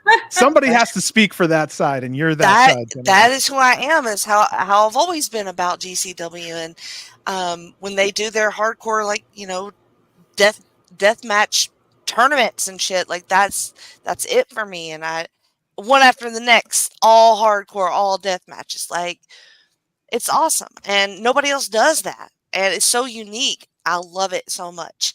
We don't get to see this shit in a lot. I don't anywhere else but here. So, give me all the death matches. It looks like DJ Luda agrees. He says, I think that's a great idea. I just think it depends on certain things like venue. Hey, listener, Kev is in here. One death match and one super gay match on each card. At least one super gay match. Kev says, I also want Effie versus Dino on every show. Oh, wow. So I love the death matches. But if you're going to do a death match, there has to be blood. Like, that's the thing. Yeah. Like, death match. Maki's had a couple matches recently that were supposed to be ultra violent defenses that were not ultra violent. So I think that might be where you're coming from. Is you either do the damn thing or don't. Yeah. There's also a point to be where, there's only so many ways you can put somebody through glass. Yes. And if you have 7 matches on a card and you're putting 7 shower doors, you're tossing people through a door 7 times. It's like, okay, you become numb. Yeah, give me, Manders versus, like somebody like, the Psycho Sid guy. I want to say Josh. Bishop. Josh Bishop. Give me just a big 2 big meaty men slapping meat Hoss fight. I understand you want to see the violence, but I actually do agree with the variety portion of it, because if you don't have blood every match, when you do see the blood, it's that much more impactful. Yep. Yeah. I just feel like if you do every match as a death match, it's hard, because if they're going to do so many nights in a row and then they get hurt real bad night 1, they're not going to perform night 2, and you're not performing night 2, and you're looking forward to that person really being there. For example, Jimmy Lloyd's birthday with Effie and the barbed wire, and man. Yeah, okay, you remember. I remember that all too so, well. I can still hear the splat of Effie's back on that fucking concrete. Yes. Oh, and then how the air got sucked out of the room. Okay. Yes. But then Effie wasn't there the next night. And for me, he was there, but he didn't wrestle, because I remember talking with him the next day, and he was so out of it. Well, you know what? He wasn't performing. Yeah. So for me, that was hard, because I love seeing all of them perform. But when they're hurt and then they can't perform, when they're supposed to be on the card, that is like, So I want to see it every match, but I want to see it at least one match. I want to, you know what I mean? I mixed emotions. I think that question is very intertwined with the murky title situation in the company, where we have an ultra violent title, but we also have a world heavyweight title that is defended in death matches a goodly number of the time. Right. Where, a plurality of the time, the world heavyweight is defended in a death match when we have a separate death match title. and then we have the Extreme title. Which what is the Extreme title? It It's a prop. it murkies the water so much on what should be and what shouldn't be a death match. Yeah. That it kind of, what are we? Which matches should be death matches on this card? And like I said, then it goes into, well, what city are we in? Philadelphia? Don't even look at a table in Philadelphia. Yeah. Yeah. You're okay. So Unfortunately, that matters. it's interesting Yeah, because okay. in that scenario, you can have 3 titles overlap at one time, because if you have Mance in the world championship, and that's generally a bloody affair, well, you also have the ultraviolent championship. You have, Well, if you have a the fighting Extreme. world champion like Mance, yes, of course it's going to be a death match. Or if you have a chicken shit heel like Blake, it's never going to be a death match. They're going to call it a death match, but they're always going to be, it's going to be one of those matches where they call it a death match and they're going to be dancing around weapons the whole time and not actually doing anything, which is entertaining unto itself, on a different axis. But You're saying balance the book, Yes. the book, basically, add it where it's needed, and then don't let it overlap where it could be overkill. Yeah, I'd like to I also agree see with him what Kev said. And Kev's bootlegs, GCW's fluid. It's all things wrestling. It can go from scary, violent to funny. That's what I like about it. Very As nice. far as like the venues where you can't do the stuff, there's still things you might be able to get away with. Like one of the things that happened in LA Collective was they did that DDT versus SGC 6-person tag where they were able to use Legos in the UCC. So if I you love can't do Legos. blood, if you can't use glass, figure out what they might be able to do. Like maybe we should have a bunch of Lego matches at the UCC, and that becomes You know straight what? fight. Or have fans bring weapons. Like create a Oh my gosh. I don't know about that in LA. I don't asked know about that in LA. Anissa, we have talked about this one on the show before. It was the worst idea was to have Well- fans bring the weapons in LA. Well, I mean, it happened love at another LA show that no one talks about anymore, but it happened there and it was really fun. But I mean, I think with GCW, I think the creativity. I mean, granted, they could approve what can go pass through the door and whatnot. But Yes. True. Well, I guess the fans it bring can the be done. weapons. You can lean into the silly stuff, like have them bring toasters and stuff or whatever. Hell or yeah. NES systems or whatever No, fun bring stuff those to that me. Someone you brought a can gimmick up a bidet little at bit, that and one it'll be show. fine A with bidet? the venue. A bidet. A bidet? That's awesome. The bread. Oh, You gotta be bidet. kidding me. A bidet was brought? Like a baguette, like the bread. Oh, the French baguette. bread. Oh, Oh, shit. I thought you yeah, said a yeah. bidet. Okay. I'm like, someone brought a Well, piss maybe to we the should fucking have a show. bidet at UCC. Big used as a So American. Oh, man. It's All like, right, they're not gonna so- say no to a bidet. Look, that's a unique one. So, I mean, if someone brings something like that, I remember, hey, one time we had Hey, the we got a kitchen sink. UCC show this Saturday. It may happen now. You never know. Weirder shit has went down. I would All like right, so- GCW to have like all women's death match. Ooh. Okay, yeah. that's a great idea. I know it might be some people may be against it. I wanted to see an all women's tournament because the independent scene right now for women is red hot. Mhm. And just They as have a promotions like just as a s- Dreamwave that are beginning to catch fire. I Yeah. think the last time there was an Uprising all women's women's death tag match was some IWA like Queen of the Deathmatch show a while ago. huh. Yeah, but I mean, just for GCW, I mean, you have. Oh yeah, more I'm just saying that women. nobody else has even thought of that in like a while. Yeah. It was Oh, something I've We been need a thinking- showcase. I've been thinking about it for a while. I think in LA when it was that all women's match that they had in LA a while ago, Mhm. I was like, they should just do a death match. There's like freaking 5 of them here. They all do death matches. They've Well, all I been. mean, in Make there. sure you got a Yes. day where Masha's available, Yes. Sawyer. Well, who's the female deathmatch roster right now? You have Sawyer, Rena. Masha, Rena. Allie Catch. does Rena, it here and Allie there. on a good day, maybe. Yeah, I mean, then yeah, you you have- can Yeah, get her I out would to do count one Allie. every now and then. Casey And then- Kirk. Casey Kirk. Yeah, Kirk Casey. Chin. Oh, We Casey. got Casey Cattell, yeah. What about Megan Bain? I don't know I if don't think she Megan does Bain death would Yeah, I don't know if she Yeah. does death protect her match. face. I think she'd have to bleed above the hairline if she Mhm. did it, because I think she's trying to keep the money she's maker done like healthy. she's been involved with like Joey hardcore matches, but Mhm. not like actual death matches. Yeah. Mm-mm. Yeah, you got gimmick screwdriver spots. Yeah. That's not quite deathmatch. Oh, the woman we were talking about earlier. Oh, what's her name? Who are you thinking of? She Steph? fought Santana. The zombie lady. Oh, Sue Young. You're thinking of Sue Thank Young. you. I don't. Young, Yes. Lindsay Young, Snow. yeah. Lindsay Oh, Snow's Lindsay another one. Snow. Yeah. Yes, I want to Sue see Young, her I come just out saw, to LA. Sue Young, I just saw on Saturday bleed buckets with a chair shot on Pride Style. That's awesome. Yeah. Yeah, you like taking pictures of her, didn't you? Oh, she's awesome. She was fun to take pictures of. Oh, And then right. they have so- those connects in Japan. I'm pretty sure there's a couple deathmatch women in Japan that would gladly love to Yeah. be part of this. But I would love to see Lindsay Snow. Yeah, Lindsay Snow's great.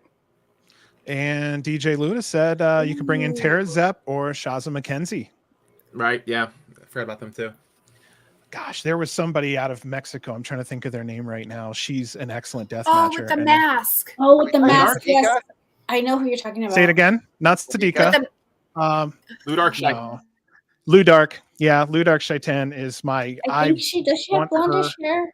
I want her in. I don't know if she's she had dark hair uh, and like a white Mexican girl. Like awesome and then- performer. And then if we're kind of reaching a little bit far, Lufisto too. Could Isn't she Lufisto can go? dealing with health issues right now? Is she? Does Yeah. she? I'm sorry. I'm. Is Like I it said, I'm out of it. Udark? Wait. Yeah, I Yeah. think- Well, we're talking about Ludark Shaitan, but I'm saying also Lufisto could be Lufisto, thrown into yeah. that conversation. And as long as she's been doing it, she's a safe worker too when it comes to something like that. She'll know what to do. Mm-hmm. All right, on to some fantasy booking. We'll start with Jenny. Jenny, we're going to start with you on this one. Oh shit. Okay. Here we go. You're going to pretend that you're Brett Lauderdale. You have Nick Gage under contract. You need to hand out 5 more contracts. And Ooh. a tag team can be a contract. So let's just say you wanted to have Los Macizos. That can just be Mhm. one. Mm. So do you have 5 contracts? You can even pass and I can just ask the next person. It's up to No, you. no, I think I can come up with this. I think Allie and Effie are the faces of GCW, and you have to have them under contract. Yeah, Okay. they're my And- first round draft pick too.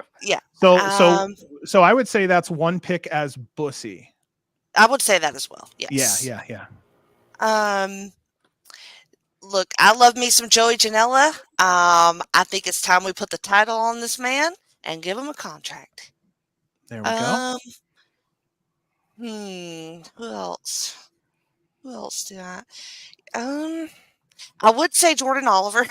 I don't know if I can still say him since he's injured. But I think he's a superstar. Mhm. Also, he's probably going to move on to other things. But if I had my druthers, he would stay exactly where he is. And his name is Zilla Fatu. I'm a little bit obsessed with Zilla. I feel like he's not going to be much longer for GCW, but I don't know. But I would love a contract with him. And listen, you know who I want to see back? Sawyer Wreck. I would give There her you a go. contract as well. Was that 5? I Or did think I so. miscount? Was it? Okay. Did I miss? Nobody About was 4 or counting. 5? 1, 2, 3. That was okay. Turtle says 5. We'll have to trust Okay. her designated count to 5 or this night. All right. Who wants to go next? Screwball, Frank, Nissa, Turtle? I'll go. All right. All right. So you say these tag teams count, but I'm going to abuse this. In fact, I'm going to take Yes. it to a logical extreme. I'm not going to have Bussy as my first round draft pick. I'm going Thrusty. Yep. Ooh, okay. No free birding. No free. But of course, Dark Sheik will still be allowed to run Hood Slam. Of course, you gotta let them do their outside interests as well. I'm going to abuse it again and get the Garbage Daddies under contract too. Smart. But that's enough of that. But yes, I got 5 talented wrestlers already, and I got a few more. You also got to have Gringo Loco. You got to have his lucha ties. You got to make sure that show's happening every year, Mania weekend or Cinco de Mayo weekend. So you got to secure that. I will also go ahead and secure someone that has recently departed TV wrestling and is now making his name in GCW right now, Sidney Akeem. I think you can do a lot of things with him, and a lot of matches he's got are fresh. And once you run out of high flyers, you have him against the other styles. So there's a lot of things you can do with there. And last but not least, I'm going to secure the champion. You got to have Mance Warner. I think he's the present of GCW. You got to have him. Nice choices. Mhm. All right, who wants to go next? Okay, so I got Thrusty. I have to do Thrusty. SGC. The Garbage Daddies. Mm-hmm. Joey Janela. Okay. I went Charles Mason. I like Charles Mason. Whoa. Yeah. Interesting choice. I get it there. Really yeah. like Charles Mason. Like his whole everything. And yeah. I watched Frank's face. I don't I will know. say this: you did sign Effie twice. That's true. That's true. Frank?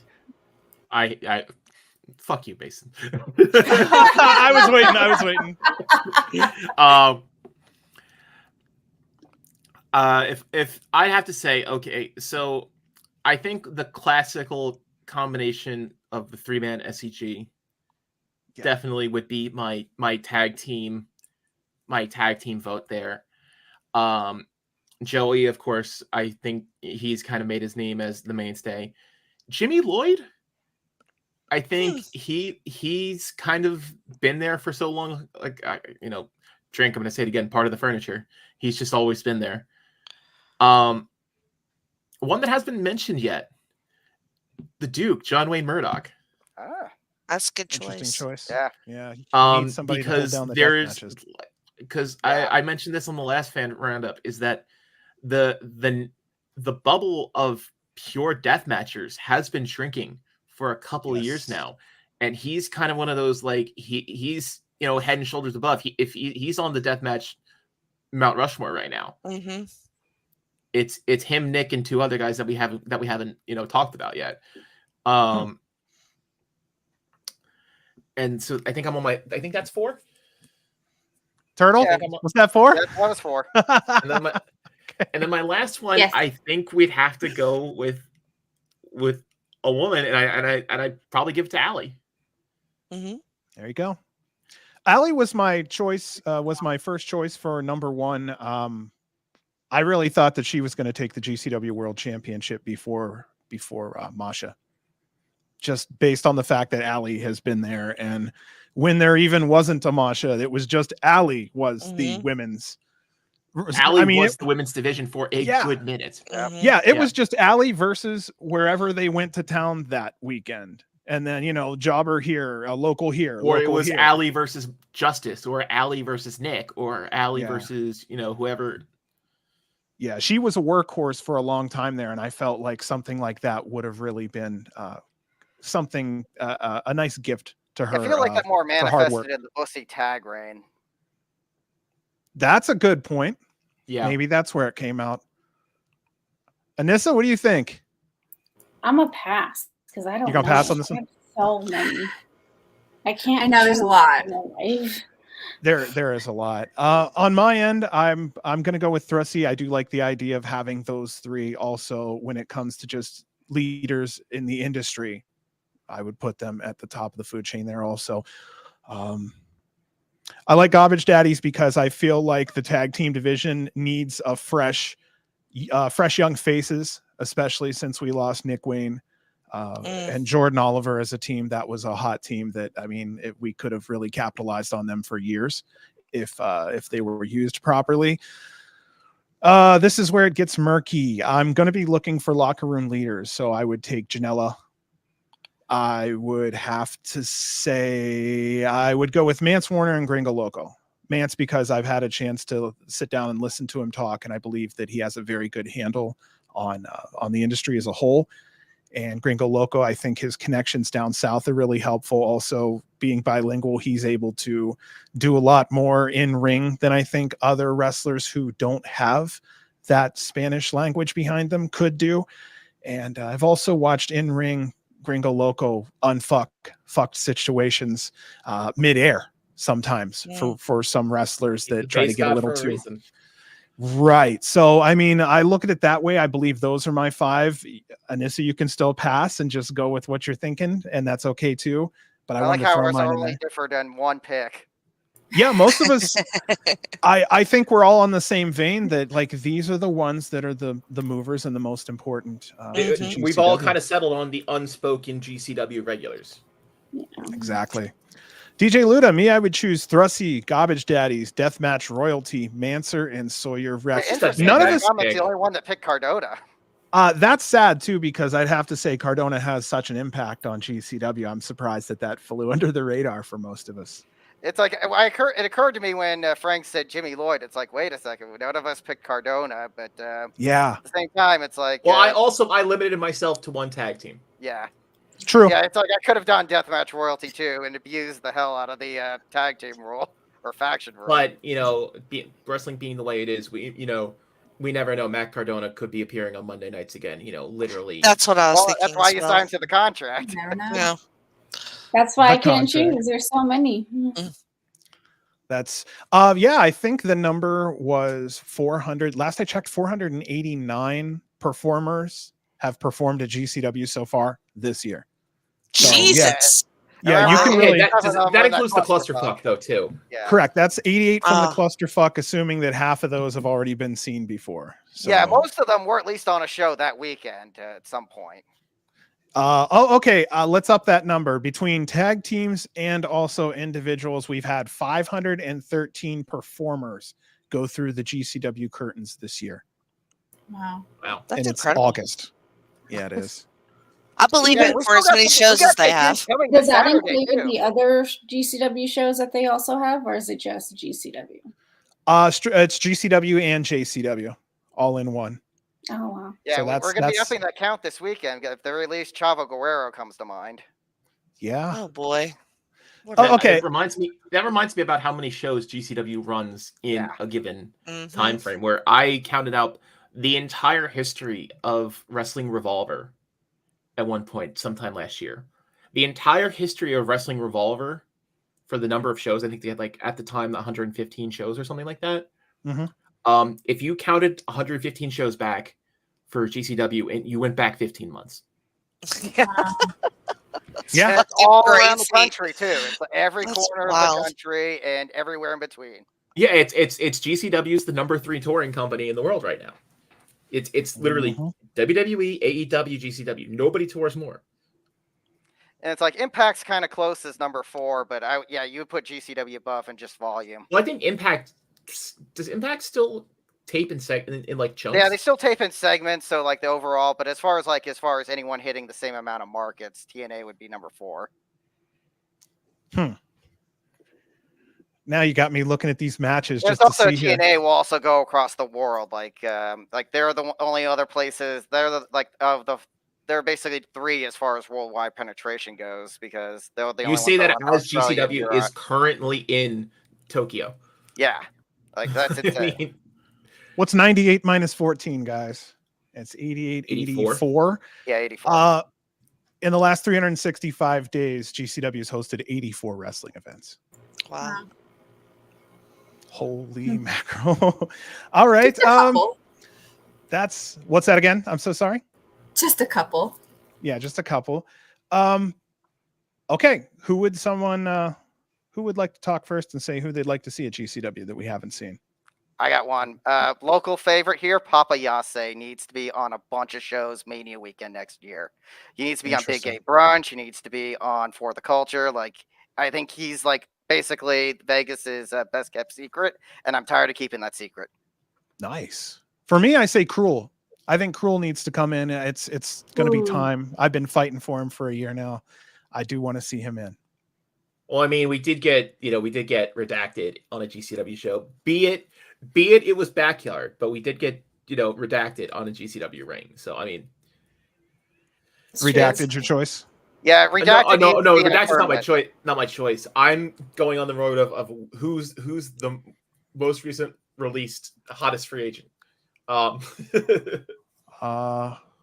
from WWE or AEW that has not been.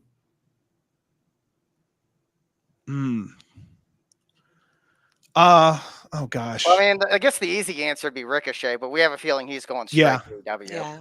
Well, that's Yeah. the problem. I hit Ricochet and then I went, no. Yeah. I mean, I can Man. also say, there's a certain tag team that's having its contracts up that I'd love to see make a stop down before they go to WWE, and that'd be the Lucha Brothers. But again, Oh, that's gosh. very, that's If a pipe only. dream. That's a big pipe dream. Dude. I really would like to see Chelsea Green come through the curtain one day when Matt Cardona calls her out there and fakes us all out in the crowd. Just for fun. Just for fun. Just show I up like that. for fun. That's a I mean, homecoming. they Go do up, have They would do that and for walk homecoming. back, yeah. Because they ain't letting her wrestle. Oh yeah. All Walk right. around and I can look at her and I'm fine. That's fine. Let's just do that. Okay. Good question for everyone. Who are the wrestlers you wish had more prominence at GCW?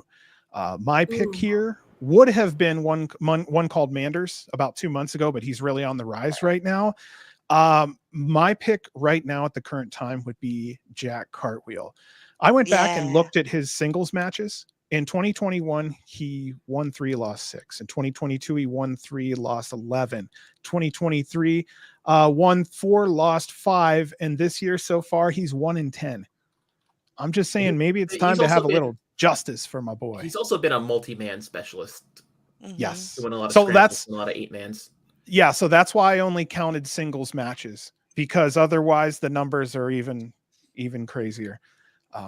So yeah, I only looked at singles because he's only accountable for himself, and I looked Yeah. at it and I'm like, damn, I really would like to see the kid do better. Anybody good else pick. have anyone else? I know exactly who I want to pick for this. They're favorites of the Northeast scene, but I want to see them everywhere. The Kirks. Nice choice. Ooh, yeah. Like they need to make their, they need to be in the UCC. They need to be in all the other places that GCW runs besides Atlantic City. Like they need to be on the rotation. I think. The Kirks is my pick too. Yeah, that's Definitely. really good. Wow. Tags, singles, death matches, they're versatile. Yep. Yes. They had Anybody that whole else? they had that whole NHB angle between the two of them for God knows how long. That's where I would have brought Cruel in. I would like to see Starboard Charlie come back to GCW. Oh, that's a Nice. good pick. Yeah. I like that pick. It's been a while. It's been a while. He's constantly growing too. So Yeah. it's Yeah, he's I got just saw him tremendous upside. live at the DPW West Coast Pro Prestige show, and yeah, he was awesome. He won the Prestige title, big pop in San Francisco. That was amazing. Like, you got who to was he have him up back against? in the rotation. He was against Allen Angels. Nice.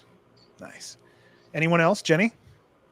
I saw him in Cleveland, and it is a force of nature. His name is Sam Stackhouse. I know he's been on some Oh. shows. Yeah, he's Yeah. starting to I get in that love rotation. I love Stackhouse. it. Yeah, like that guy does unbelievable shit in the ring. Oh, I want to see him with Juicy.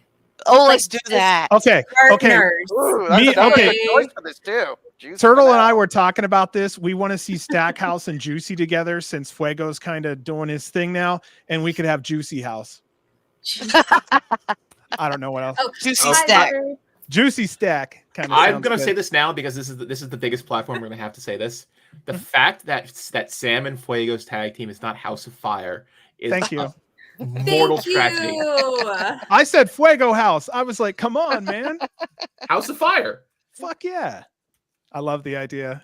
The Wizard said, I know I've been gone for, let's see, but welcome Turtle to the podcast. Love you guys and keep killing it. Of course. Nice. Yeah, we have a couple. Oops, sorry, my microphone there is having fun. Yeah, we have quite a few new people here tonight, and it's nice. I love it. I love new people too. I still like Frank and Screwball, but we had to get some estrogen I'm on the chat on the show. heckler So incarnate. that's true. Yeah. Let's see here. What else do I have to ask about? Okay, each one of you have to answer these 3 questions. Who's your ultraviolent champ? Who's your tag team champ? Who's your GCW world champ? Any order you'd like to put them in? Who would you Okay, like to write see this in those down. positions? All right. Ultra, tag, and world. Who would like to go first? Oh, you gotta give me a minute. No, that's fine. I'm I have a thinking feeling. this one over, I'll give you yeah. mine. I'll give you mine. My ultraviolent right now, I think, would go to John Wayne Murdoch. Mm. I would put well, here's why. Partially you have you have both Ultraviolent and Extreme title over in Japan right now.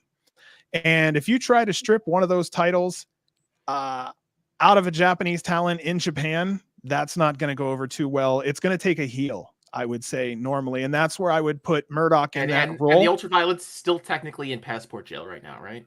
Yes. Yeah. So, I mean, they're Yeah, literally we're there. expecting it to This be would resolved very soon, but for now it is. yeah, like, my this thought would be process. the time to do it. Correct. Wait, the title was taken from TSA.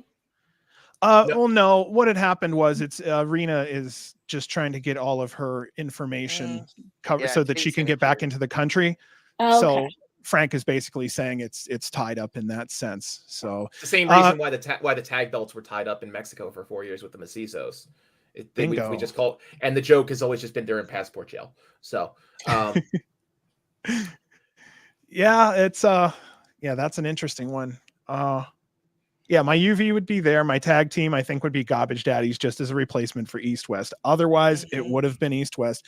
My GCW World Champion, right now, I'm happy with Manson, what he's doing. I don't know how, but what he's doing is all fresh. The violence is above and beyond, I think, what was expected, and he's still topping that every time. He's bringing stories to violence, which sometimes gets lost in death matches and violent matches. So I do appreciate angles. that. We're getting angles in GCW Thank you. shows. Angles. Yeah. Like, So those are my three.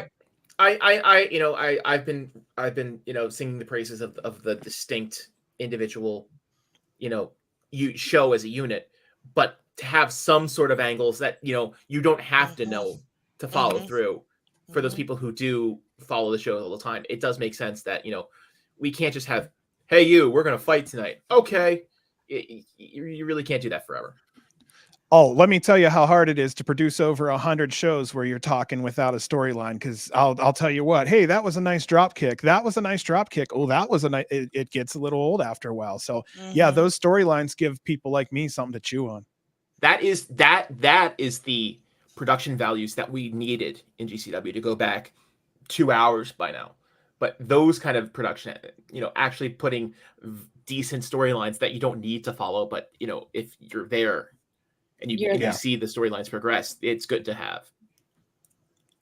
DJ Luda said Stackhouse versus Ace Romero is my meat dream match. That'd be we need a meat scramble. When are we going to get a meat scramble? I said Papa Yase should be in GCW. Let's get him in that because he would do well there. I was going to say he's around my size, isn't he? Yeah, he's not quite he's a good as size, super yeah. heavyweight, but he's got the persona. He's got that charisma to bridge whatever size he is missing. So yeah, because that's a big boy. He still wrestles like a meaty guy, and it's perfect. That reminded me of the person who I was going to say was the person who's not featured enough in GCW. Orin Fight. Wow.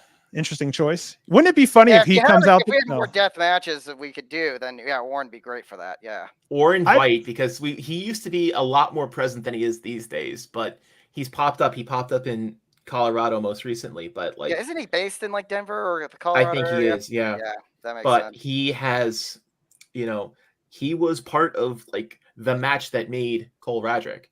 That's right. I was thinking it would have been cool to have Orin come back, and then that's when Cole comes back. But I don't want to try to do the lightning strike in the same place twice. Then yeah, no, couldn't have it. For my 3 championships, my wish tag team championships would have been the Briscoes, but of course, Jay.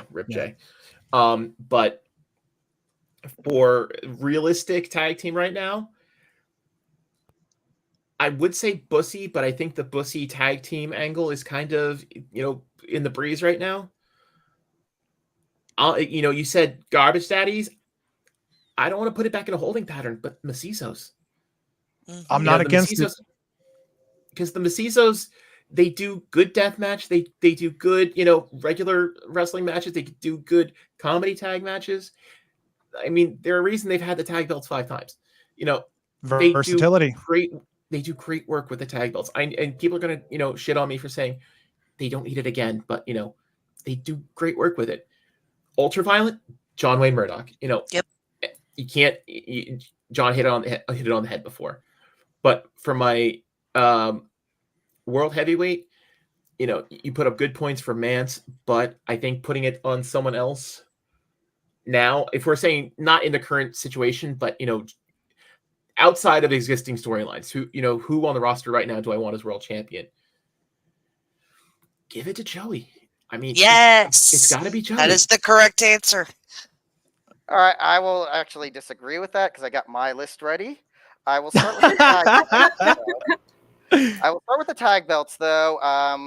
I think we need to put it on, I think we need to put it on an angle like we can really sink our teeth into, and there's no faction better suited to that than Deathmatch Royalty. So I think you get Jimmy Lloyd his respect, have him win the titles with the Steph DeLander. You can build towards their opposition as well as maybe start splintering Deathmatch Royalty a little bit, and you can do that while they hold the titles. Maybe they start disagreeing, and they start butting heads, but they're still getting the matches done and eventually lose the titles one by one as they fall apart. Imagine if Deathmatch Royalty falls apart with Jimmy winning the belt.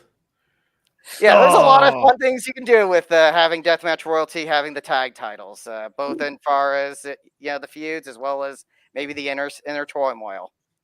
So, and then for the Deathmatch title, you know what? I'm just going to go and inject the new blood right now. We're going to put it on Redacted.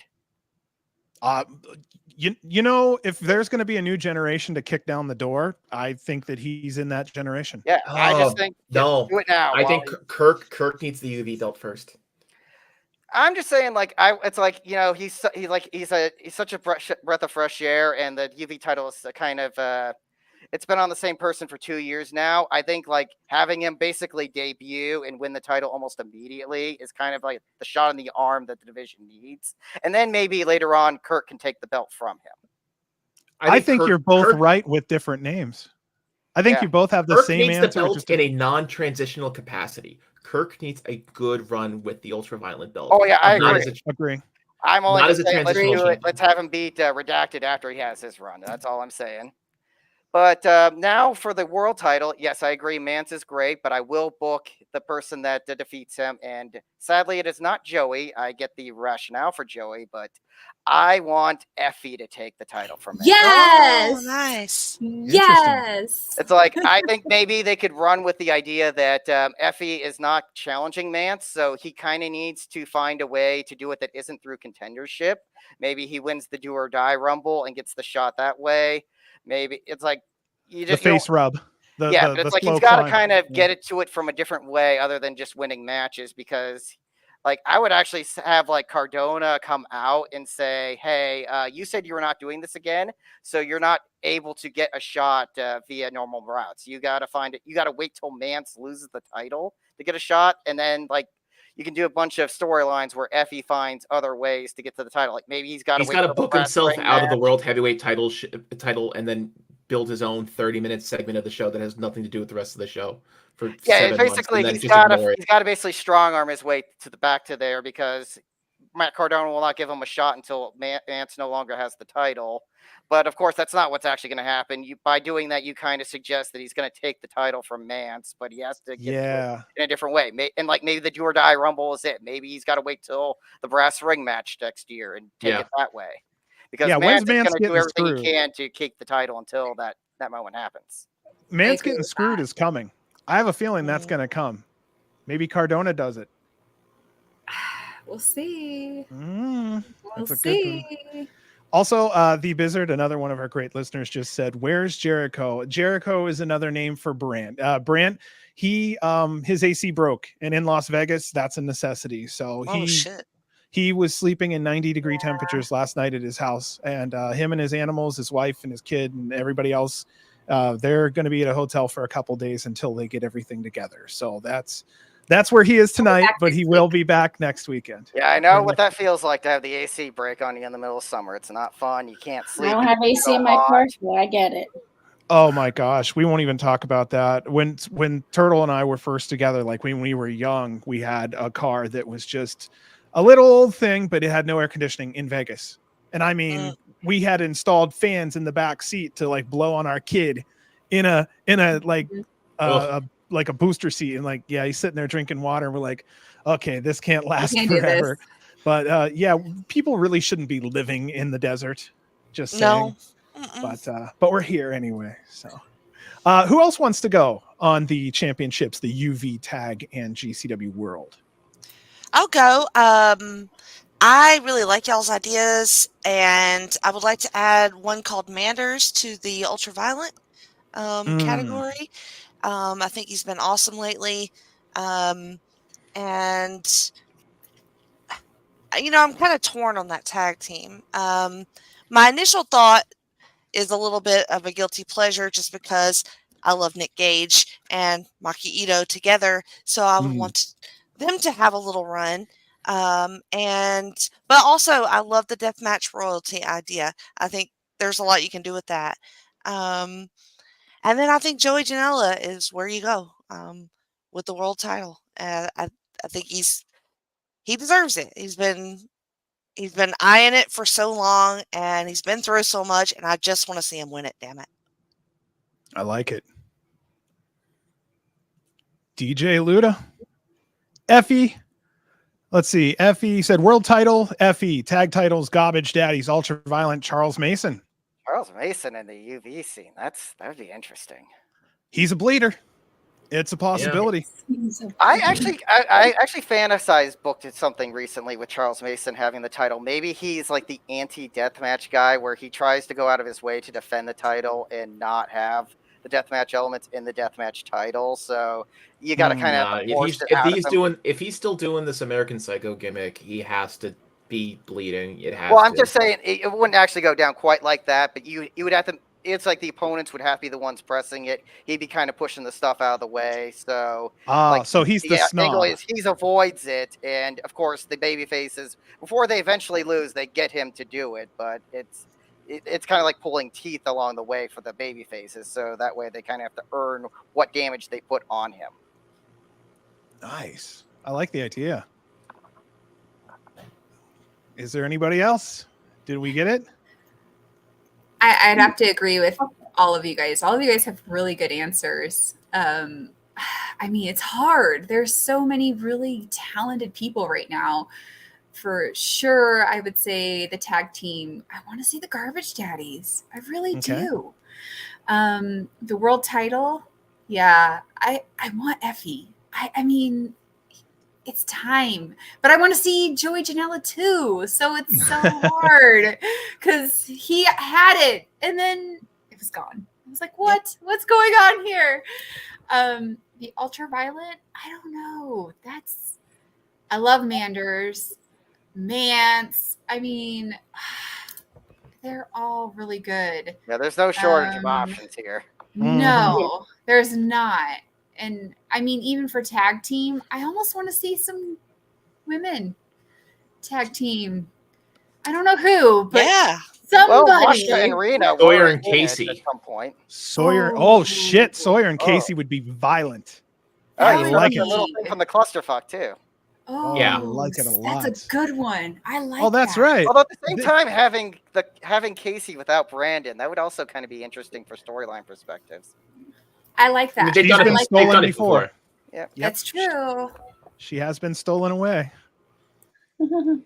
All right, then, Anissa, what do you have? Well, I'm just gonna say it randomly. I don't really have it. I'm not gonna go with storyline or anything. I'm just doing random. Bussy, I just feel like there really are one of the face values of GCW. They're in that top. In my opinion, top 5 faces of GCW. Ultraviolent, I just think it's John Wayne Murdoch. I think, I feel like a lot of people don't give him the respect that he really deserves as a deathmatch wrestler. Give it to him. And I just think my champion's going to be Cole Radrick because he has that little thing he's holding on, and it didn't fulfill what he wanted, but hey, he still has anything's possible, right?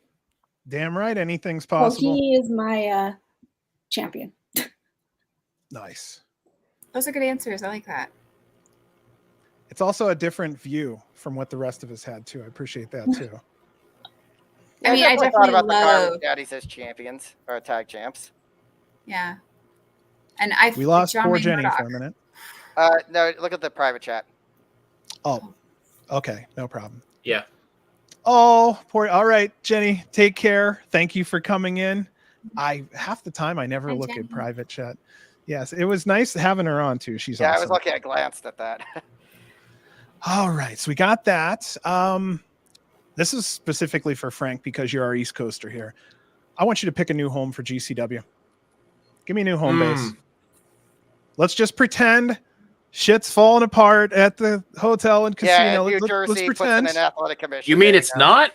Let's pretend That that we need to find a new place. And Frank, we need to talk to someone who knows their shit and has been to most of these areas. And maybe a recommendation from someone who, you know, Yes. plain out just knows their shit. I think no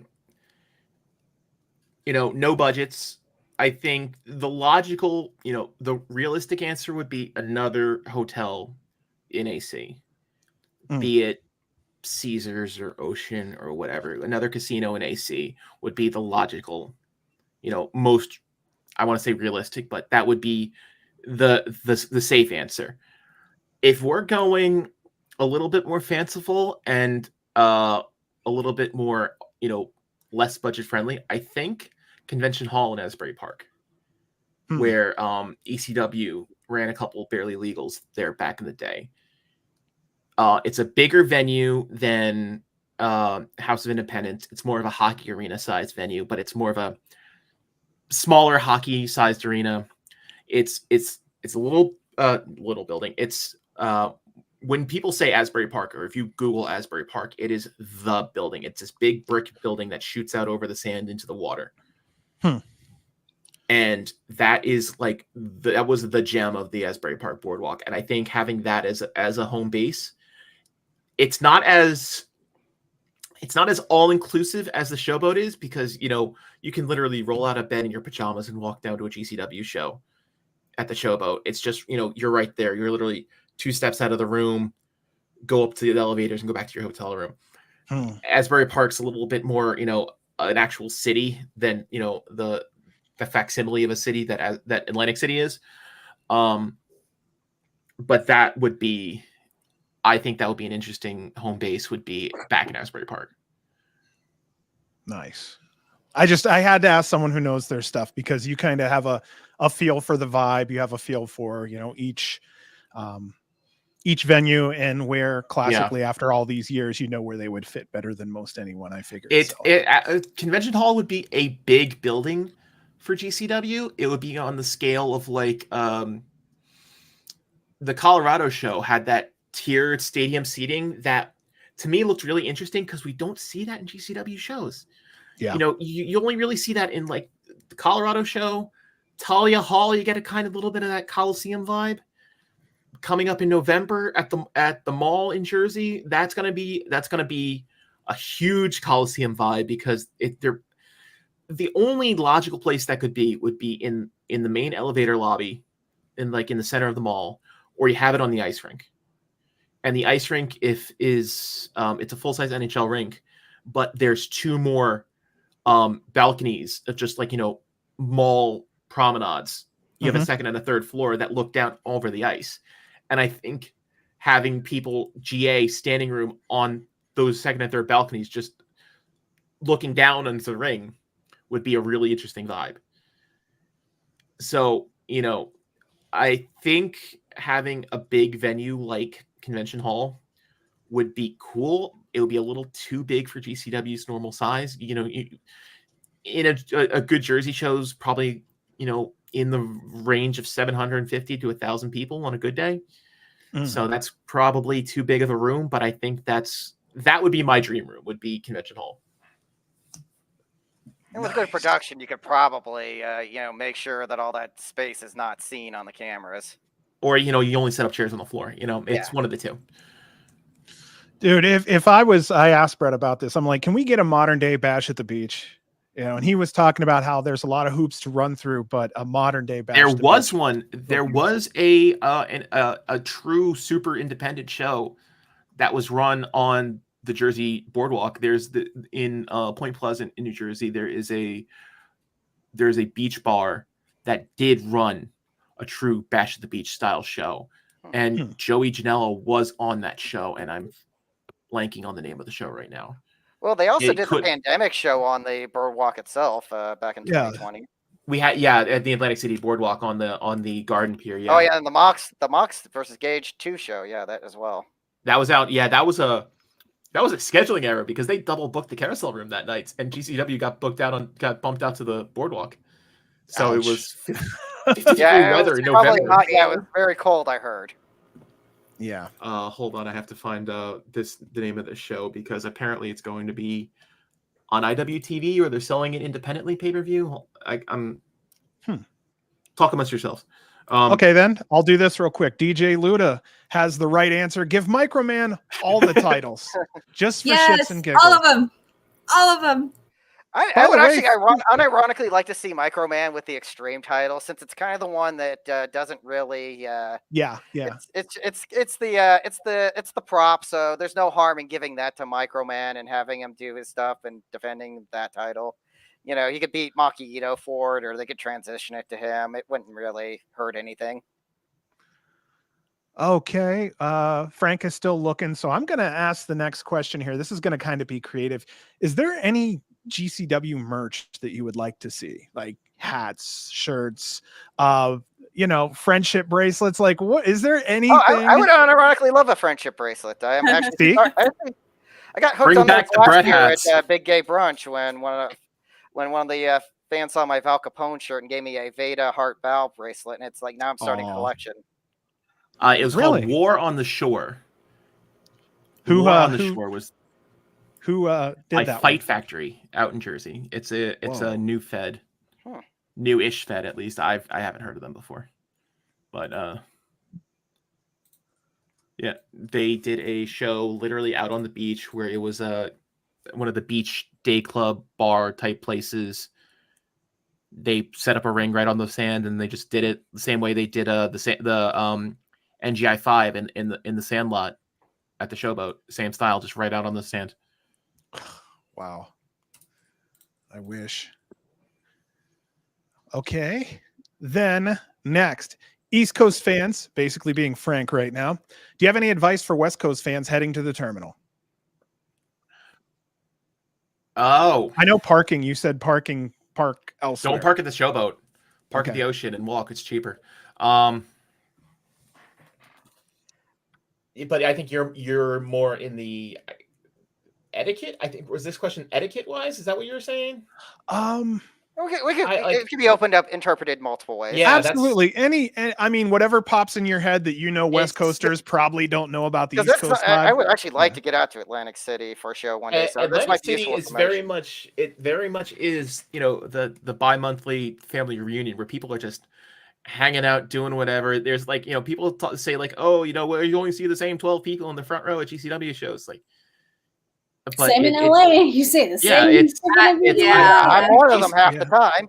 Yeah, we're half the GCW out- assholes, actually. we're yeah, half the assholes you see in the front row in LA. it's very much a very hang vibe. It's a very chill vibe out in Jersey. It's not like people.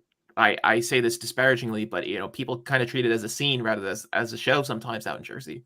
Gotcha. Yeah. Yeah. They go to the show just to oh, I'm gonna hang out at the show with my friends, but we're not going for the show. Sometimes we're just going for the hang, and the show just happens to be there, or that's we're going feel to the that. show. We're going to the show because that's where we know our friends will be, rather than I want to go see this show. Family. It's a very there's not a lot of people where you can't just go up and say hi, it's like introduce people because It just everybody's feels talking like to people. I just feel like every time I go to GCW, doesn't matter what city or town I'm in, because I've been to the Vegas ones too. I just feel like I don't know how to say it, but like you belong It's a good way in to a put way. Like you belong, like you're comfortable, you're here. This is Yeah, I've gotten to go a fair D- amount of markets. DJ's I'll- asking- yeah. DJ's asking about Showboat for homecoming. Yes, if you Uber in, that's probably the best way. If your Uber, if your Airbnb is in Atlantic City proper, I fear for your safety. Rebook in Brigantine. Go get an off-season beach house out in Brigantine, which is the next island north of Atlantic City. Ooh, Uh, that's good it's- advice. It's you'll get an actual like summer beach house that they rent for God knows how much money in the summer, which John, you know, in our Deathmatch Cowboys chat, you saw how some of the guys from Arizona came over to Jersey, and we stayed in a beach house in Brigantine, and it was probably the best decision. I did spend more money in Ubers back and from the house because I didn't want to, keep driving my I was car. actually going to ask about that. Also, with Ubers, do you fly into Philly or try to get Spirit at the actual Atlantic City airport?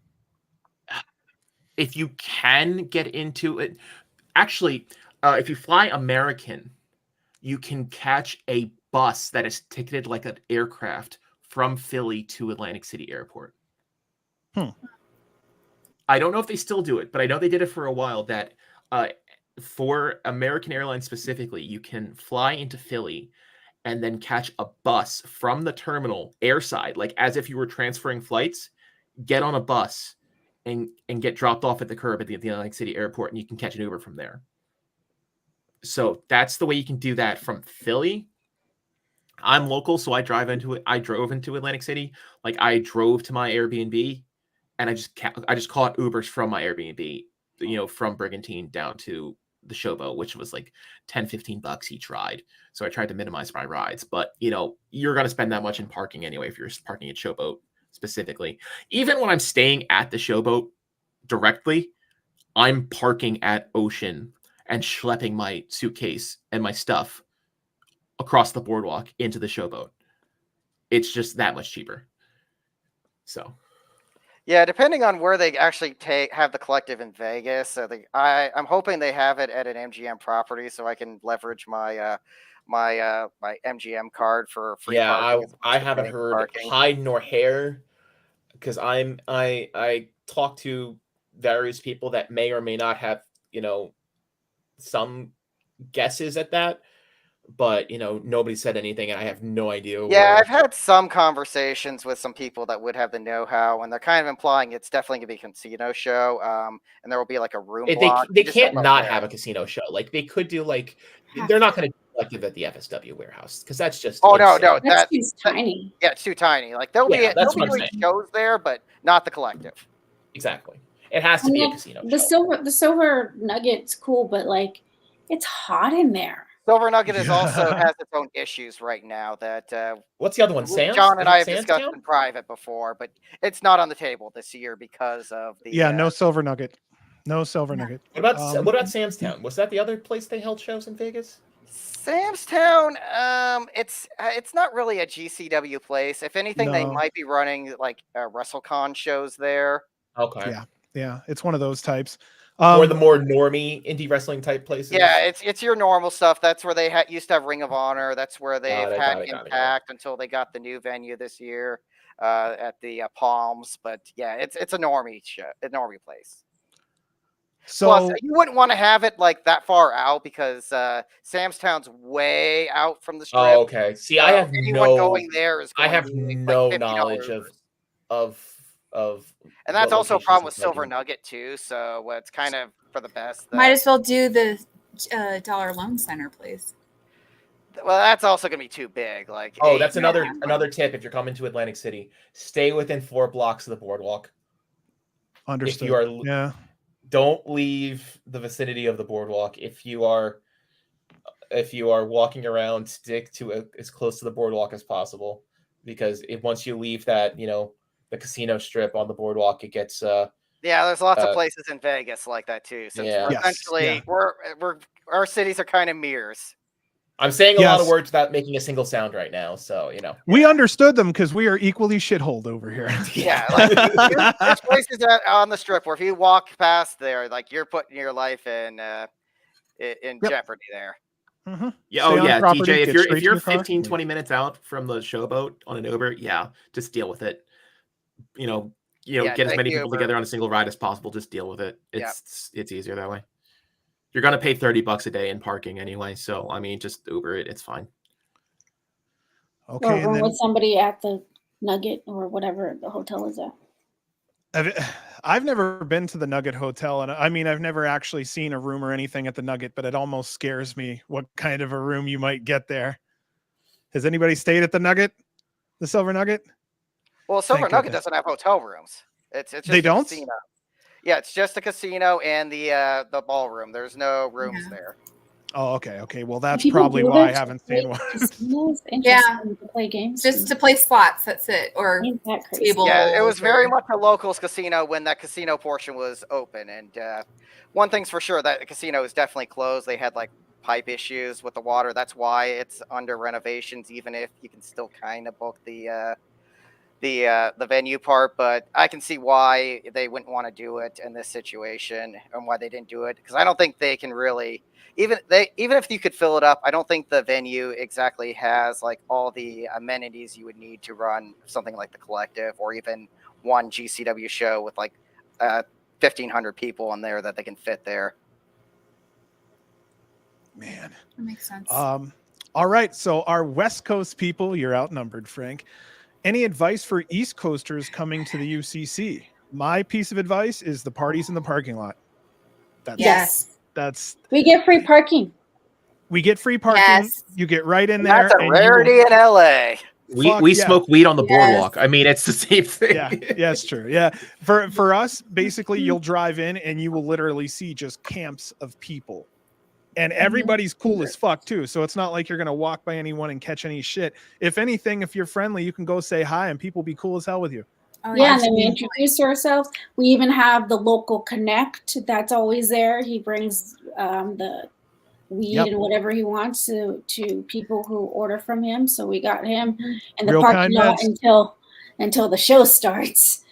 Yeah, so you can come there with absolutely nothing but a little bit of cash, and a dude in the parking lot will hook you up with wax, will hook you up with whatever Mhm. you need. So like you can come there empty-handed straight from the airport and still be fucked up by the time the show gets on air. And you'll be surprised. Some wrestlers do hit him up and be like, "Hey, can you get me this, Mhm. this?" And he has them all ready to go. All That backed was up. one of the funniest things I saw was there's kind of a longish standing tradition in Atlantic City that after the show there's a couple people that have a sweet party, Yeah, yeah, I've On heard the about the side. street party. I've seen those videos. and there was literally some guy who set up an entire dispensary shop in the corner of the sweet party. Mm. And there Wow. was I saw with my own eyes. This person totally wasn't me that bought an ounce of weed for $100. So Nice. I mean, I saw the transaction happen. good It may shit. or may not have been my money. I don't know. $100. Was it money well That spent? seems like- Assuming, I'm so sorry. It looked like it was money well spent. Oh. It Okay. looked like it. Smelled right. So I I gotta mean, say, GCW is the only promotion where I bought a VIP package that included a joint. Oh, really? Yeah, this was at the Pandemic LA show that was supposed to be Slab City that became the Oh, was it at Yeah. that park in like yeah, the park that burned down like days later. like in somewhere in It was Orange like Orange County. County area. I flew Yeah. to Orange County. it for was that in the show. hills of the Orange County. Yes. I was there at that show. You could literally just walk up and and they would know if you were a guest or not. Wow. Oh yeah, and the Uber accidentally dropped me off at a different portion of the park, so it's like I got admitted into like some Boy Scout thing for half a second Oops. before I realized I was in the wrong spot. Did you get any medals for it? Or did you just do the No, I but I swear. eventually did get my VIP package and include a fanny pack and a joint, and I still have the Nice. fanny pack. Nice. he safely All right. disposed of the joint so that no one couldn't hurt anybody anymore No, Right. Yeah. For safety reasons. for Of safety course. reasons.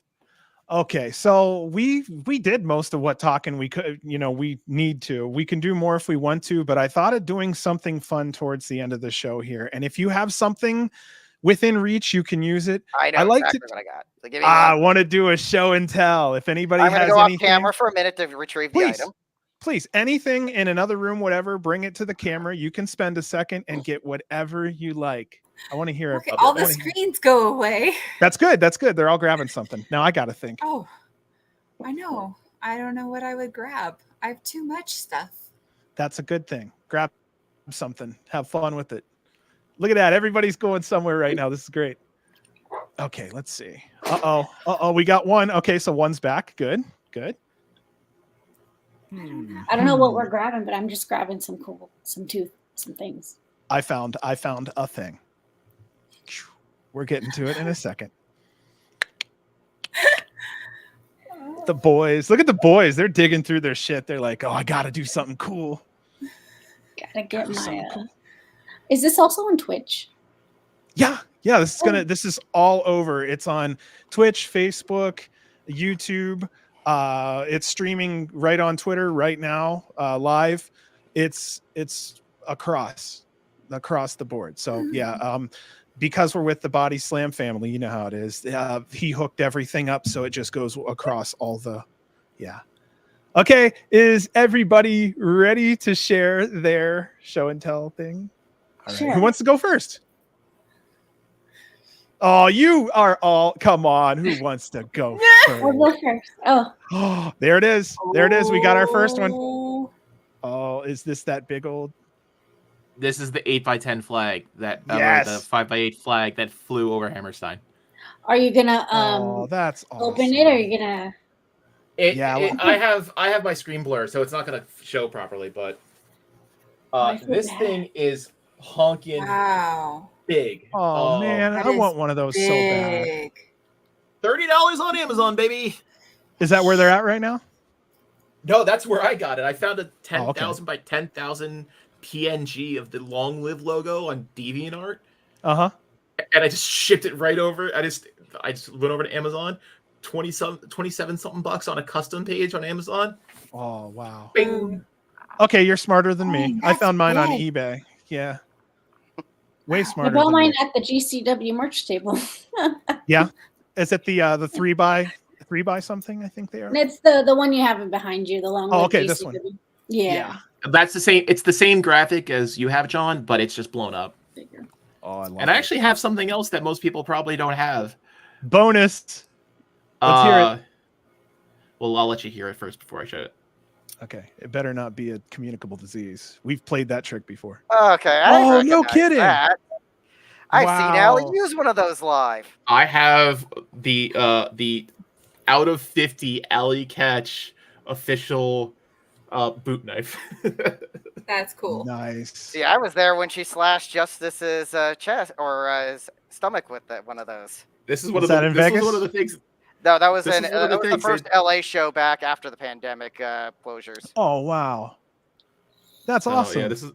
I don't bring this out very often because it's a fucking knife, but Yeah. This That's show not you a can bring knife. out whatever you want here. That's not a knife. This is a knife. Atlantic, they don't check you at the door at Atlantic City. Yeah. LA, they would actually check for that. No, they but- did. Yeah. yeah. Yeah. LA, They you took my can't get purse. markers in. Yeah, it's like I No. bring my clear bag just for LA. Oh, I was. That's if you remember me jaw jacking with Manser in Phoenix back in February. That was one of the things he was talking about, like because he had a screwdriver. Says, wait till you get to Atlantic City when I could bring a knife, you asshole.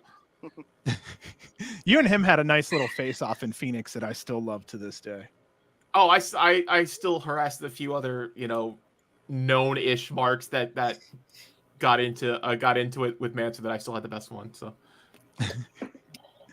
Who is next? Well, you can see it on camera here, but this is a one of one item here. This is the necklace that David Arquette wore to the ring the night he had his death match. Whoa. David with What? with Nick Gage. Yeah. If you watch the show, I'm like cheering him on in the front row, and he just puts the necklace on me. And Oh, I've that's had cool. it ever since. I've actually worn it to several shows, but it's kind of retired because I was starting to sweat on the back, and there's tarnish on it now, Oh, so I don't do it yeah. anymore. But it's like I was wearing that shows until Collective 2021, and it's That's like cool. still have it, of course. And it looks to really be real Wow. gold. It's probably before any sentimental value comes into it. It was probably $100 necklace. that's cool. Who's really cool. next? Well, I want to piggyback to Screwball with his David Arquette thing. That's where I first heard of GCW when David Arquette was going to be in town. That's Wow. when I heard about GC. I wanted to go, but life. Yeah. I get it. Money. I money have can this get really sometimes. cool candle that I bought online from a young lady on Twitter. A little hangman page. Ah. That's awesome. It's I'm so a candle cool. person. I love it. Me too. And I was like, this is cool. And it was like, I think limited time or something. So I had to snag it. So Love it. Very cool. this is cool. Yeah. Yeah, I make candles, and I saw someone did that, and I'm like, oh, why didn't I think of that? It's just Yeah, a I mean, prayer I also- candle with a sticker. Right. I mean, I also I think have there's a collection. Nick Gage prayer candle out there somewhere, I think. There is. I I thought think Effie there's- was selling one of those for a minute Effie too. had it's one. from the same Yeah. girl. Same, Okay, yeah, all right. same lady. Yeah. Yeah, I have a bunch of like WWE magazines from like my oldest one is from 2004 Mm. or 5. I don't know. It's the one with Shawn Michaels on it. That's the oldest WWE magazine I have. Nice. And then till now, but yeah. But I'm not gonna pull them all out. No. Yeah. I'm That's. thinking. What about you, Mhm. Turtle? What do you have? I don't know. Oh, I have you had so much time. Stuff. Okay, you I don't do know. that. Okay, I'm and gonna I will just share. show. Okay, go ahead. Okay. It's not wrestling related, but it's what I've been playing with today here. Let me go ahead and. Okay, so it's this. So when I'm happy, we all know these. This. When you're not feeling so great, you turn it inside out. Oh, This. that's cool. So I believe these were originally made, and don't quote me here, but these were for kids that aren't very good with, maybe autistic kids or whatnot that aren't very Okay, good yeah, with. they're not good at conveying emotions. Yeah. Correct. So in this case, they would give them to these kids, and when they're not feeling great here, and when they are, they turn it on the outside and there. So I actually have a couple around here just because I thought these were, I just thought it was beautiful. I like the whole concept. They're only a couple bucks, and I bought them for gifts for kids, like as a toy drive one year. Nice. And so, it was just a nice way to give, and I was able to get a bunch of them for really inexpensive. So I thought that was cool. So, let's see here. She's still looking, so we'll just go ahead and hold on right there. And I know she's going to be getting something good. I just don't know exactly what that's. Yeah, gonna I know be you yet. have an idea of what it might be, but yeah. Well, it scares the shit out of me because she's rolling through our stuff. So she's like, "Here's Oh, here we John's go. baby pictures." Nah. Oh. No. Ah, Okay, so this is from October of 2022 with. Oh, that's so cool. And I actually went up to every person and said, please. oh, so is And that if you, complete? yeah, it's completely signed. I even got Bodie to sign it, Mhm. which this was his first signature, he told me, which is Yeah. pretty cool. And we've got it Um, dated on the card, so that's yeah. kind of nice. And then if you look at it, Dark Chic was like, I don't know why they used this picture, but she signed the back because the front, you couldn't really see her signature. It was kind of cool. But yeah, I got everyone's signature that was on the card that night. Yeah, That's that's awesome. And I that's a even hell of a lot of got signatures. Jimmy Jack, which It's a local wrestler, Yeah, and it local was also wrestler his here. first. Also his Yeah. first signature. I also believe. his first. And it was kind of funny because both of them were like, I don't know how to sign. I'm like, what do you mean? They're like, well, what do you want me to sign? I go, You're Local wrestler signature? problems, guys.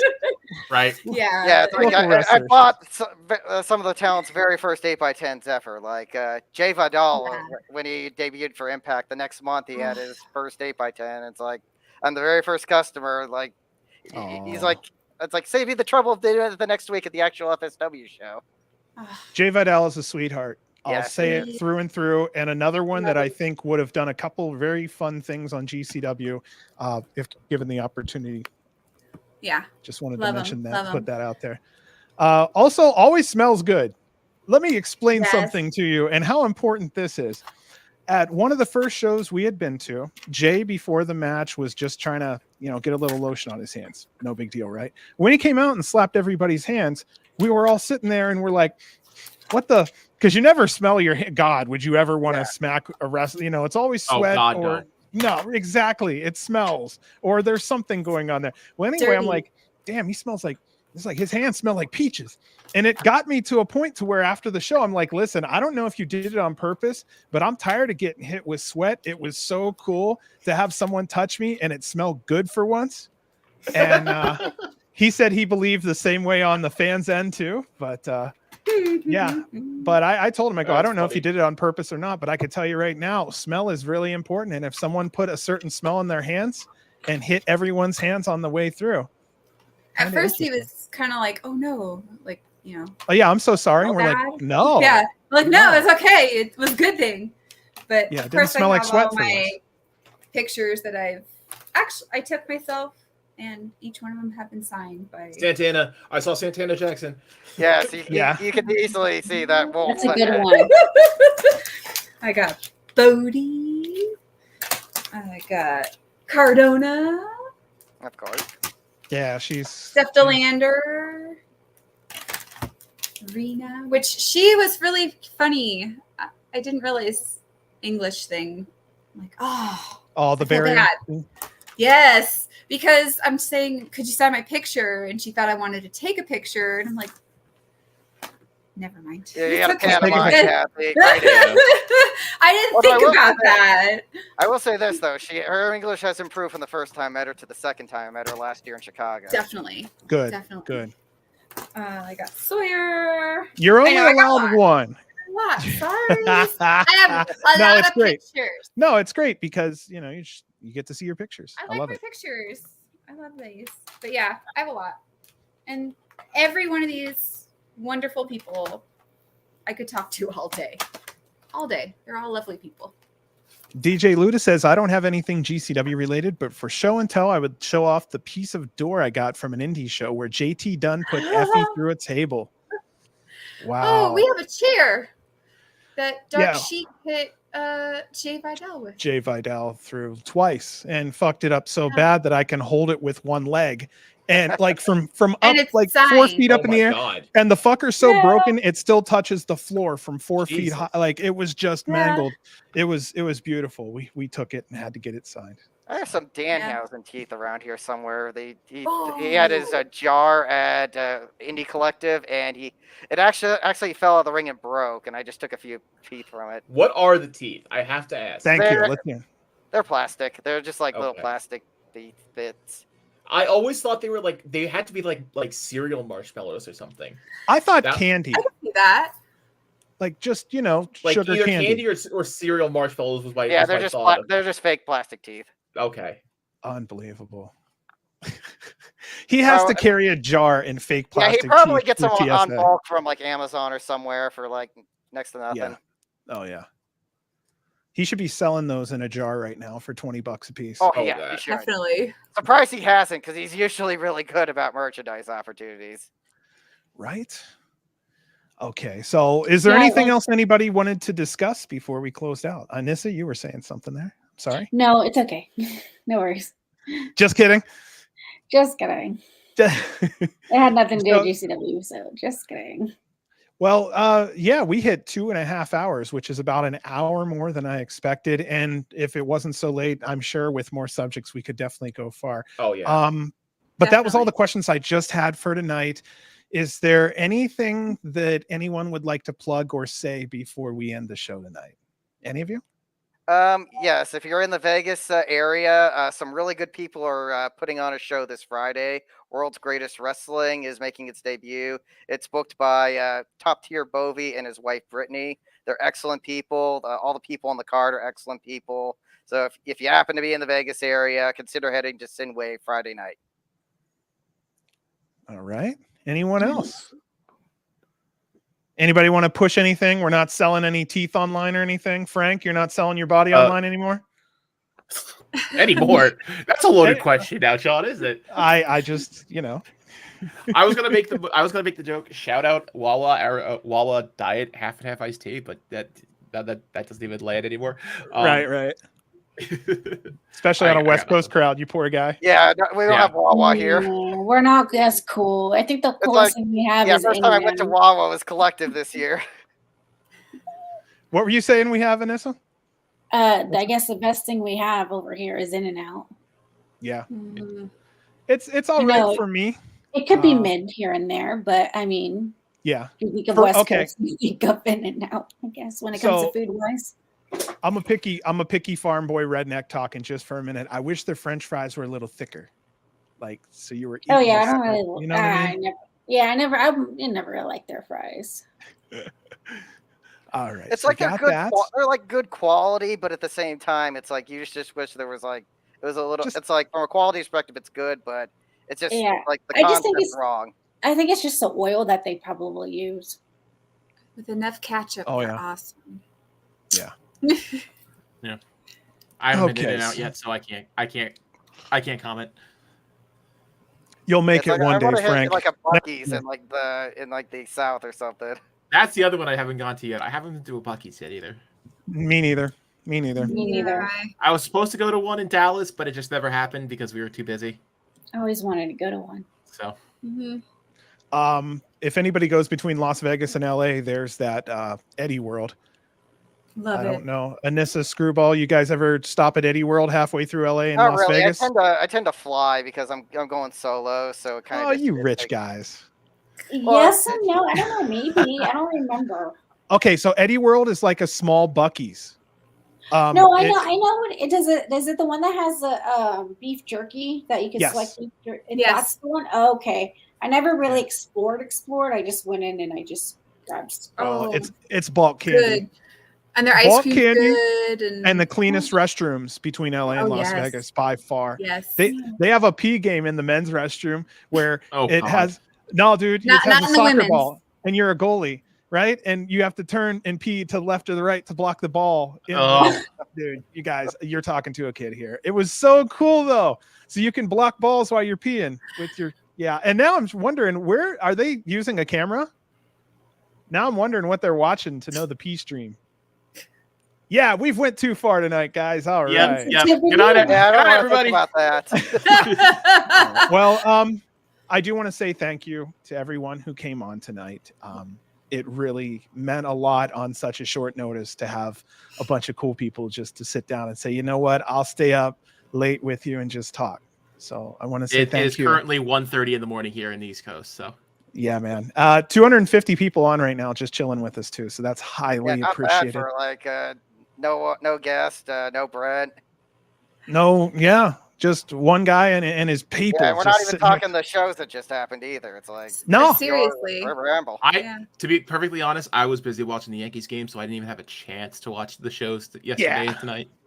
Yeah, So, these are just more fun. It's like I just want to get to like hardcore fans together with GCW podcasters of all the different types, and I want the community to grow together because like now when I go to a show, I'm gonna be like, Anissa, what's up? And then when I finally get to the East Coast, I'll be like, I need to get the fuck away from Frank. And when I no man, you know what I mean? Like honestly, yeah, DJ said it. I you love the can't get away vibes. from me.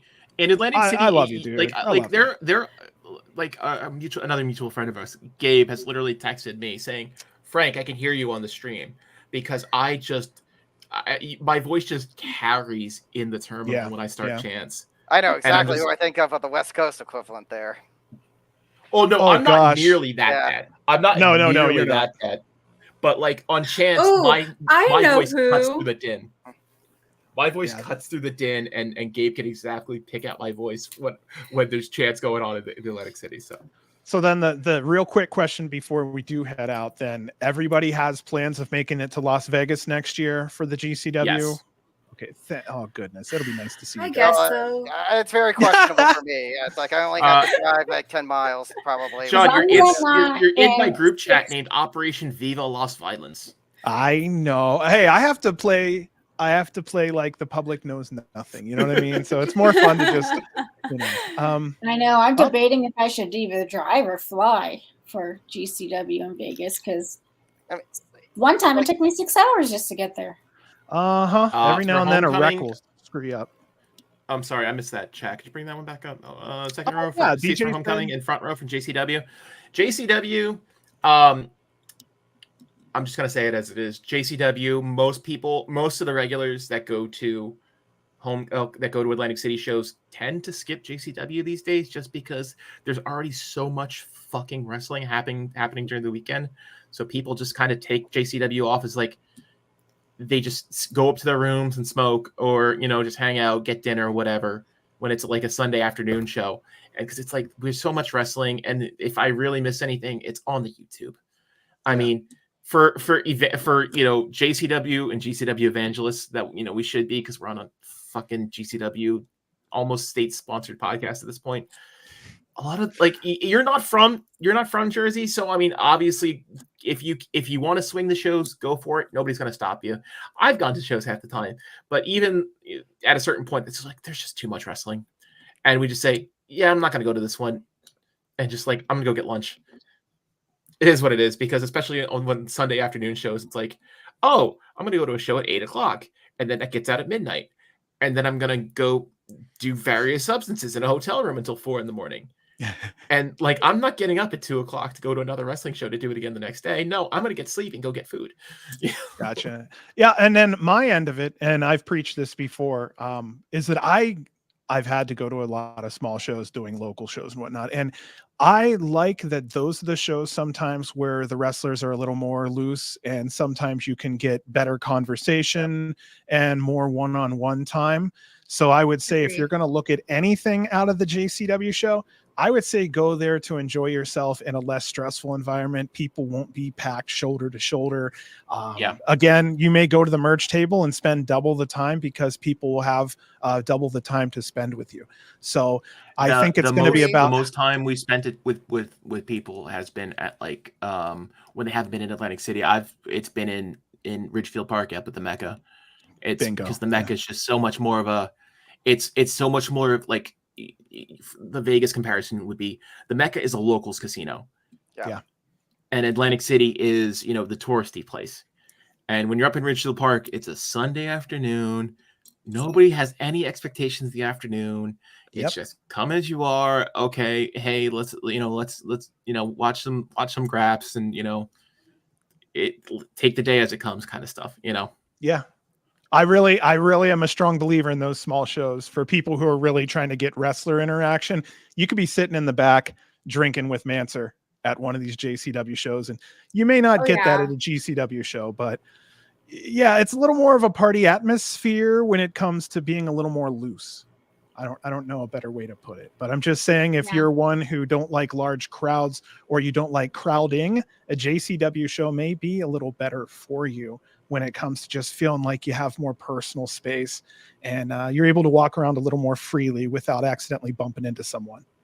Mm-hmm. That's my shine on it. I can back that as someone that is obviously I'm coming from an Atlantic City local, one of the the super regulars. So I come from a much different angle than some other people. Yeah. And again, you're at the point where you've damn near seen it all and experienced it all and bought tickets front row to it all. We've seen, like I said, going, Gabe's texting me. It's like, I'll be on hard cam and I'll be texting somebody and a light tube will go off and I won't even flinch. I'll finish my text and then look up and see what happened. and this is on video proof of this happening multiple times. So, Okay. Every time we say we're going to finish up, we start talking again. That's actually a good sign. I like that a lot. So I'll stop here. We're 2.5 hours in. For 5-6 of us, we did absolutely awesome. And again, at the drop of a dime, thank you so much for everything. It really, I mean, man, you know how it is. It really means a lot. We're still small potatoes and all that is really awesome to us. So it's very appreciated. Thank you to everyone who shared their opinions and exchanged ideas in chat also. We will be having more of these fan forums in the future. I don't have I think it's maybe I'm just tired, but I'll just say thank you again. Thank you to everyone again. Yay. So I'll go ahead and I will close the show like I always do and just say long live GCW. And stick around, guys. I want to talk to you before we close out in the public.